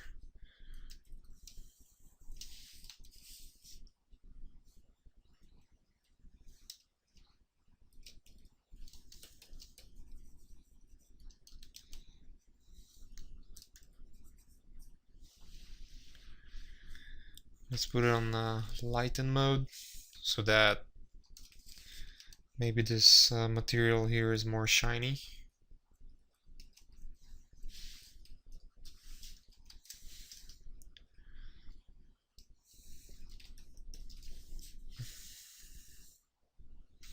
Or even screen mode. Just experimenting, and then we can paint on top to sort of customize the shape a little more. Put some more sort of screw holes. And then let's take, where's the eye layer? It's gonna be this one, yeah. Let's duplicate it.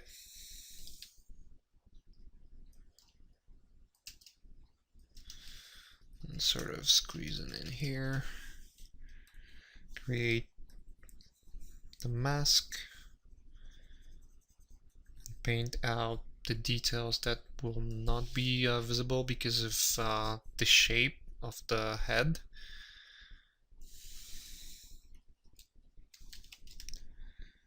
And let's cancel some of that highlight, and now it kind of looks better.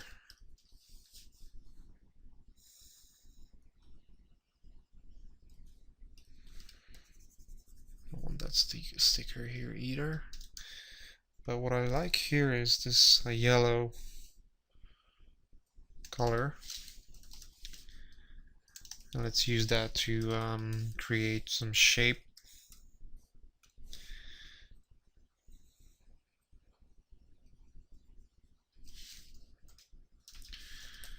Nope, let's just make this.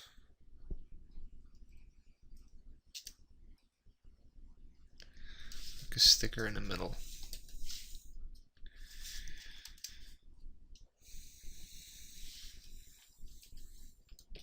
Let's save our file. We can overwrite, doesn't matter. I don't want to keep too many layers for just a simple concept sketch. Now, I think the design is kind of there. What we could do is just clear out some of those layers. Well, I'm not gonna use. We don't have to clear out too much here. I see. Let's just keep it as it is. But what I would want to do here is I want to make sure that I have the same amount or similar amount of atmospherics as on our previous concept. And the way I would do it would be pretty much exactly same. I would either use paint or photos, and in that case, since we already have those layers done, and we don't want to do the same process over and over again, I'll just copy some of those pre-existing layers in those terms. Those are actually folders and adjustment layers, and I'll copy it on top of our existing design here. So just drag and drop.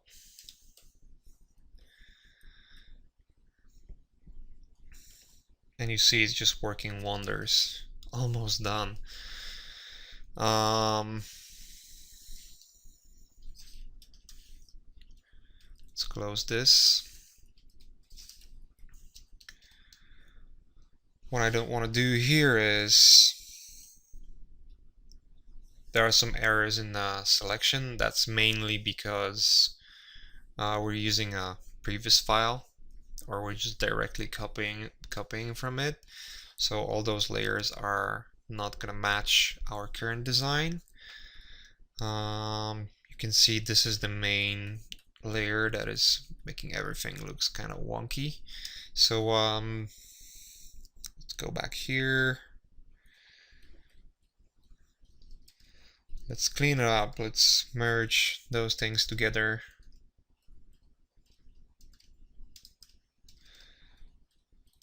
Since we're not gonna change the design too much here, we can clean it up.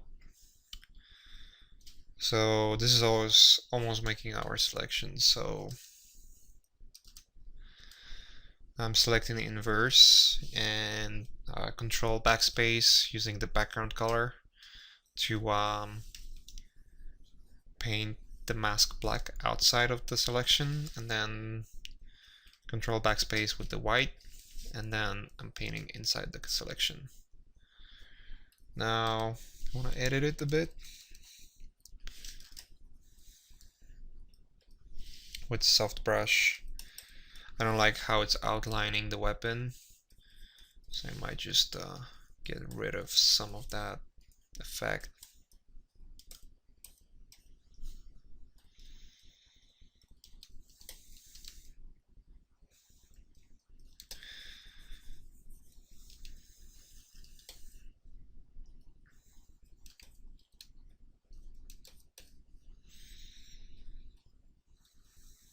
Let's see what we got here.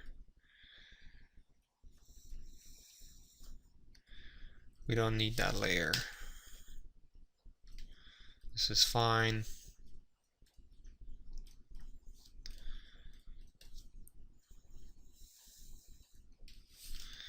I actually like this 100%. I like what it does to the design. It's almost like connecting it with the background. It's a little extreme here. Let's see how it looks on the lighten. Still a little bit too much, but we can always use our selection mask to fix that if it's going too deep. Now looking at the face again, see, I'm kind of jumping around, but this is kind of bothering me actually. I thought initially that I will like this reflection part, but it's a little bit too extreme, so let's go back and get rid of it.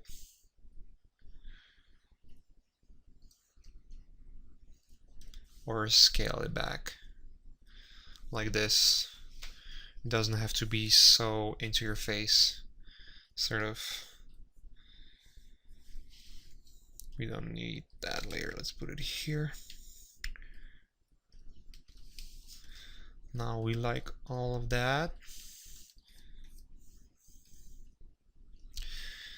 Now what I want to add here is maybe some sort of smoke effect. But the way I want to do it is use photo texture. Since our character is very photographic almost, I want to make sure that we're keeping it consistent enough. So let's go back here. There are some more layers I was looking through. Let's see if we could use that one.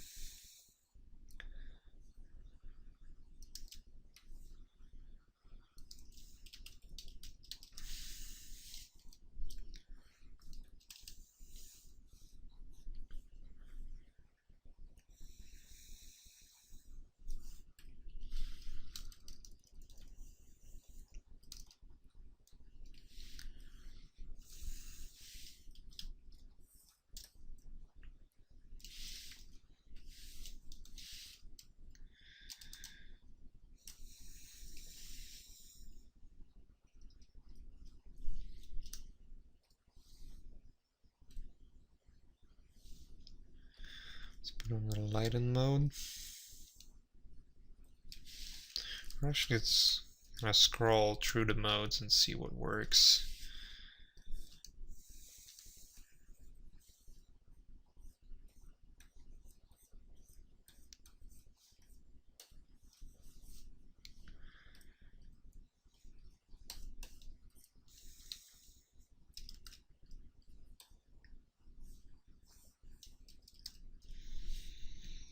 duplicate, put it on normal.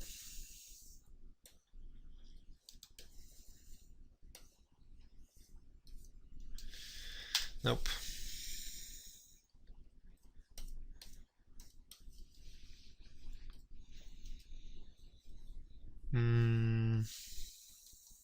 Let's go back here.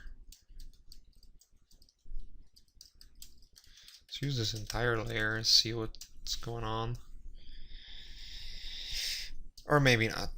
Doesn't work. Let's see what else we have here.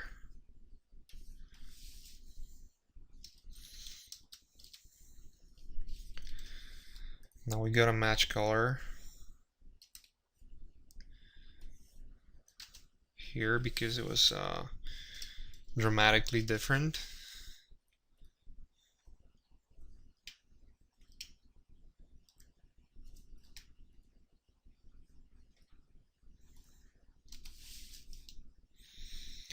I'm gonna put it in front of the background actually.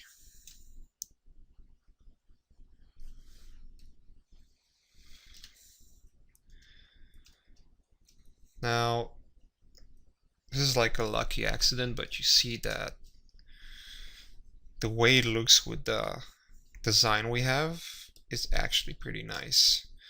And I still want to keep the road, so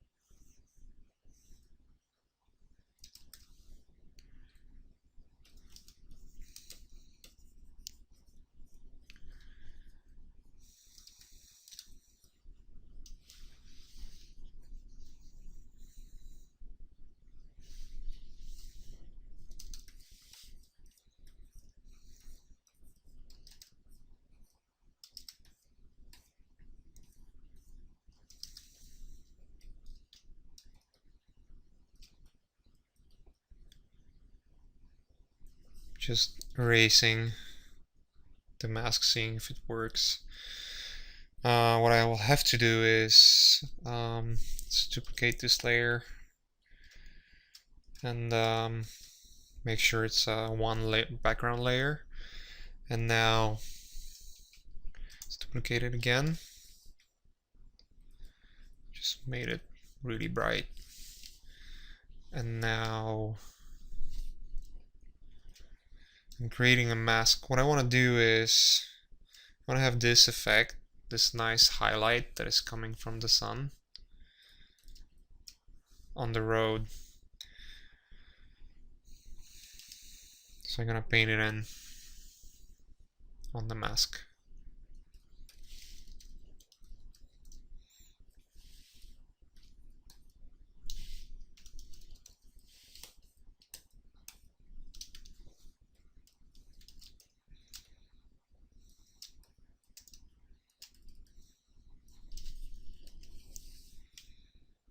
As you see, what I'm doing here is I painted the mask, I unlinked it from the original layer, and now what I can do is I can control the mask fully. I can work on the contrast to get that highlight effect looking even better. And I can highlight this a little more.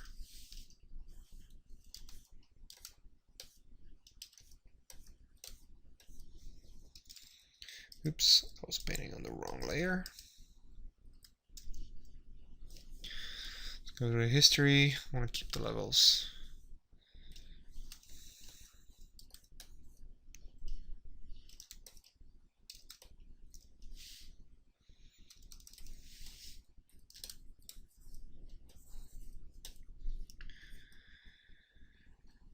Let's go to adjustment layer.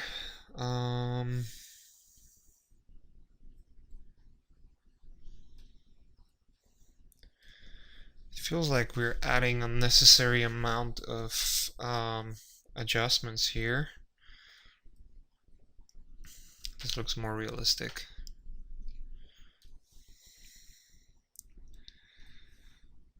Let's make levels.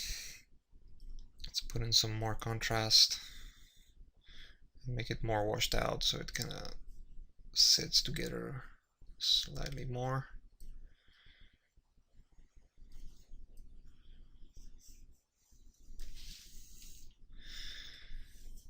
It's almost there. Let's fix that layer here.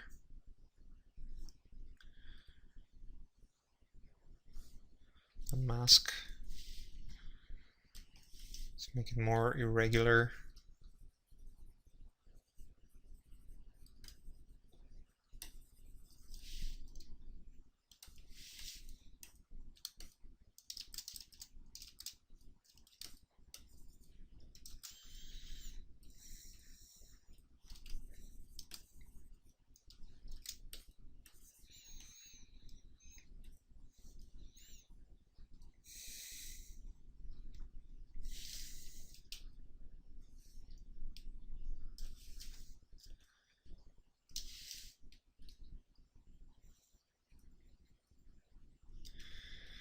Make a new hue saturation layer, and let's see if we can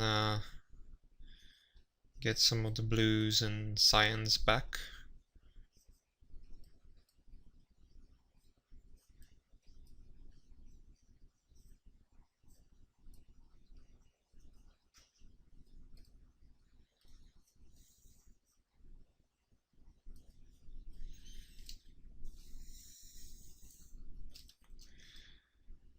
Let's see what this color is. It's more green, so when you want to catch the color that you want to change, the sky is supposed to be blue, but since we matched color, it's not exactly what we want it to be. So you can just color pick. Just make sure you're not having your adjustment layer selected. Any other layer will do, and then press Alt and pick the color and check what color it is. It looks like it's you can see the arrows are bouncing from yellow to green to almost just sporadically hitting the cyan. It's mostly green though. So let's go back to adjustments. See if we can push some of that green. Let's expand the range.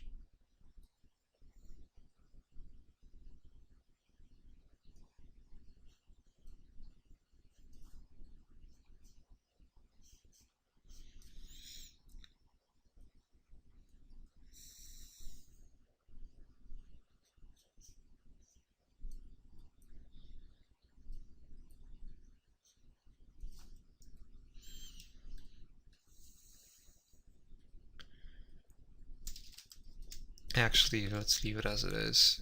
It's not a major issue here. Let's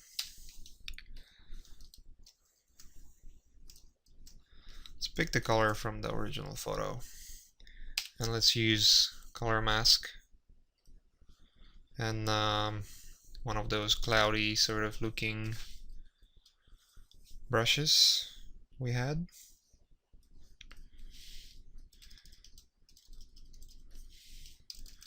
And then we can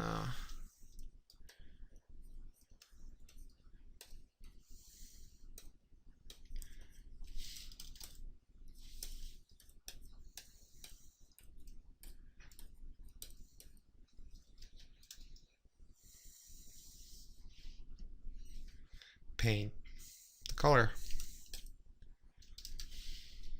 It's actually gonna strike a nice balance on our image. Just want to make sure it's not overlapping the soldier too much.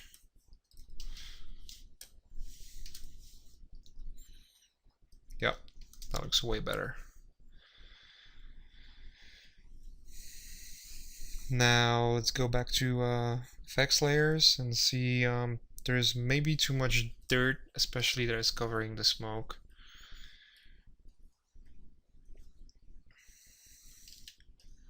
Maybe we could change the layer mode, make it brighter.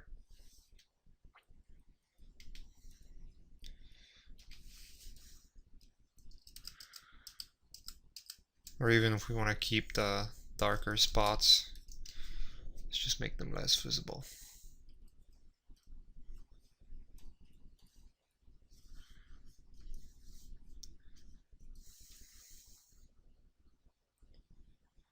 It's almost there. Let's see if we can bring some of that lens flare into the image.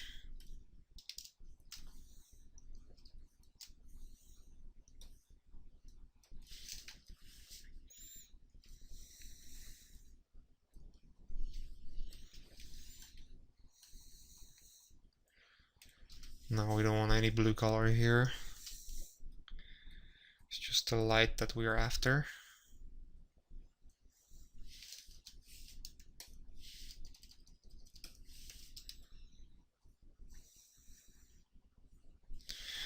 Actually, no. It should be fine as it is. Because we were running into an issue where if we're adding too much on top of our design, then it's just a little bit overblown and it loses its realistic value. When you would make a photo in a desert and the sun would be outside of the camera, it probably wouldn't bleed in so much into the view. So we don't want to fake it too much. We want to keep it fairly realistic. Let's close this one and this one. We don't need those layers anymore, those images. And we're almost done.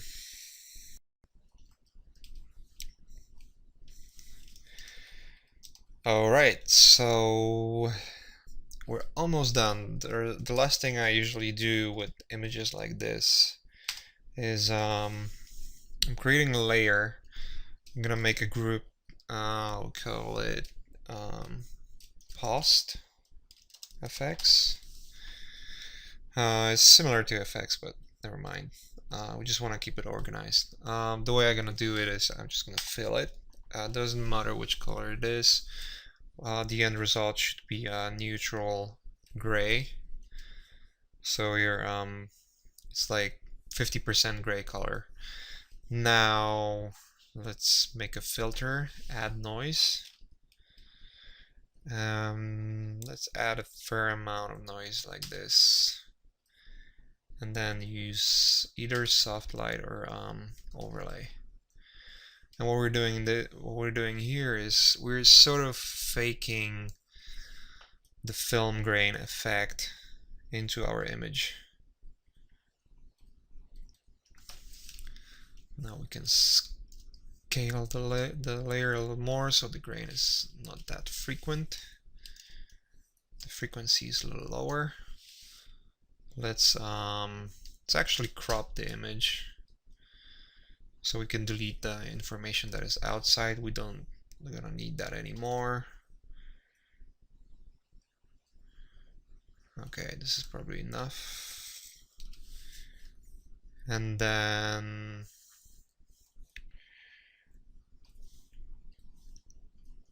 it's just like those little fixes that I want to make sure are there. So maybe the background should be slightly brighter. Yeah, looks more natural. And then the last thing is what I'm gonna do is I'm gonna create a new layer that'll copy all the informations that we have on the canvas. It's the shortcut for is Control Shift Alt E, or you go to layer and then, it's not here, but it's merge visible on a new layer. Because if I would use merge visible, then we're collapsing all the existing layers that are visible, and we don't want that. So Control Shift Alt E, and then all the visible layers will be merged into one layer that will be on top of the layer we have currently selected, like so. Now we don't need that, but we already have our layer. Now, to add to realism, let's assume whoever was doing this photo in the desert didn't have a good camera, and the lens is creating distortions. So we'll create a chromatic aberration that appears on the corners of the camera. Now when you see when I'm doing any changes to chromatic aberration, it's what it does, it's making the image larger like this, and to cope with that I'll just control the scale to 99%. You'll see there's this 1 pixel here missing. Don't be bothered about that. When you are controlling your chromatic aberration and you see the image is getting slightly larger, then you have to go 99%, and this way when you press OK, your effect will be applied, but the scale of the image will not change. The effect is barely visible. Let's Control F to repeat the same operation, maybe once more. And now you see it's kicking in, so we can just scale it back by opacity. It's a barely visible effect. It's actually creeping in on the side here. We don't want that, and on the top. But when you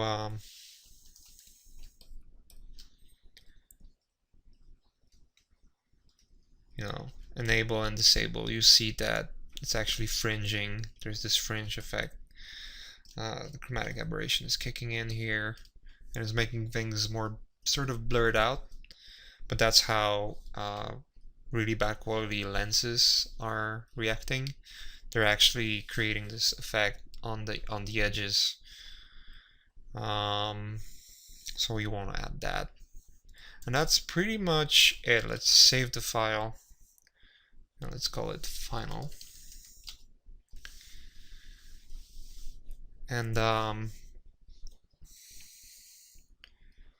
we're pretty much done with the image. We could sit down probably an hour or 2 hour extra and work on some of those details, maybe add a little more details and whatnot.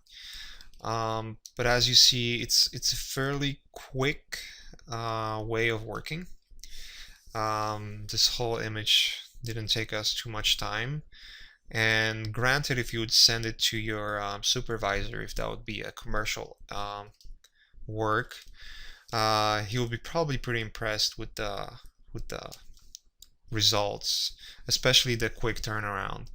Now the advantage is that it's a quick way of working, so you'll create a lot of you can create a lot of good designs in fairly quick amount of time. And a matter of fact, in both in the film and game industry, from my experience, this is probably one of the most used technique, especially for quick ideas and getting out those ideas that look realistic.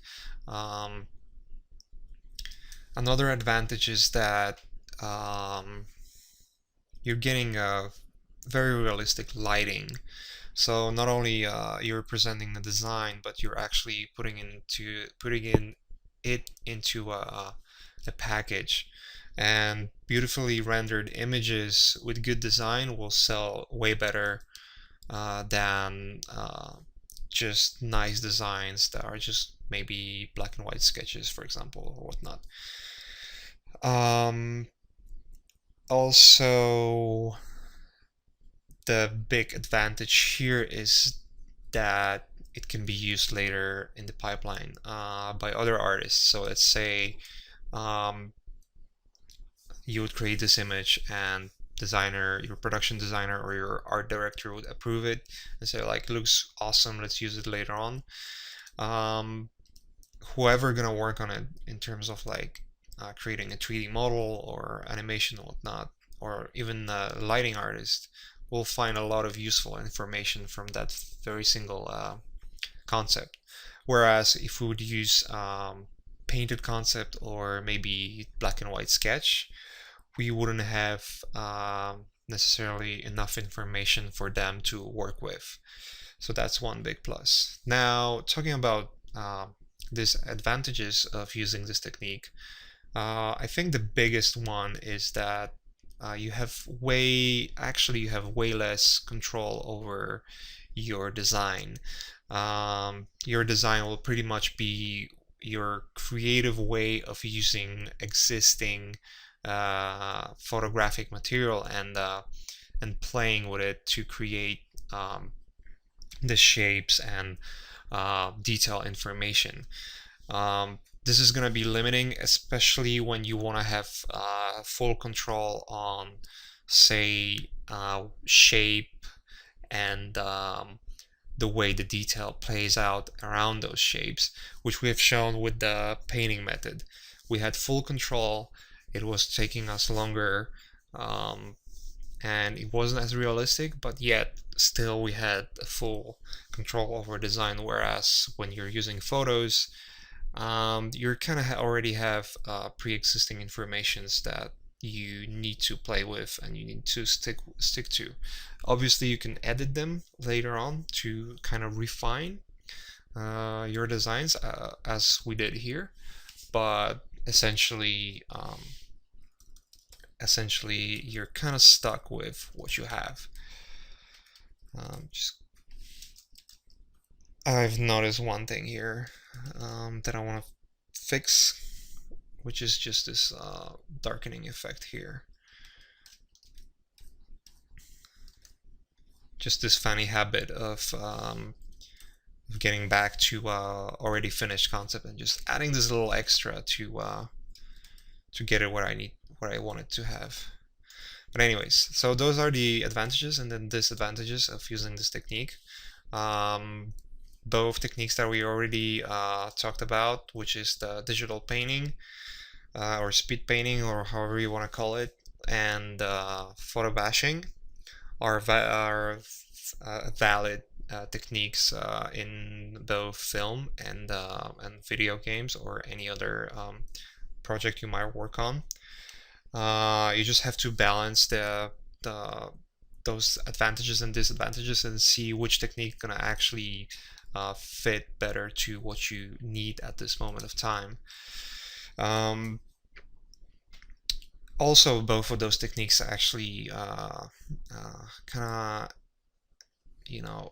intertwined, and you will find that you might support yourself with some texture information when you're painting, and you still want to keep your full control over designs, but you might want to add, texture information to enhance the photorealism. And same in the photo bashing technique, where you will mainly work with photos, but you will still use painting tools to kind of merge those photos together nicely and make them look like they belong into one concept. Okay, so that will conclude the photo bashing chapter. And one last technique I wanted to talk about is using 3D software and 3D tools to create quick concepts. And we will talk about the advantages and disadvantages again, and where is a good idea to use that technique.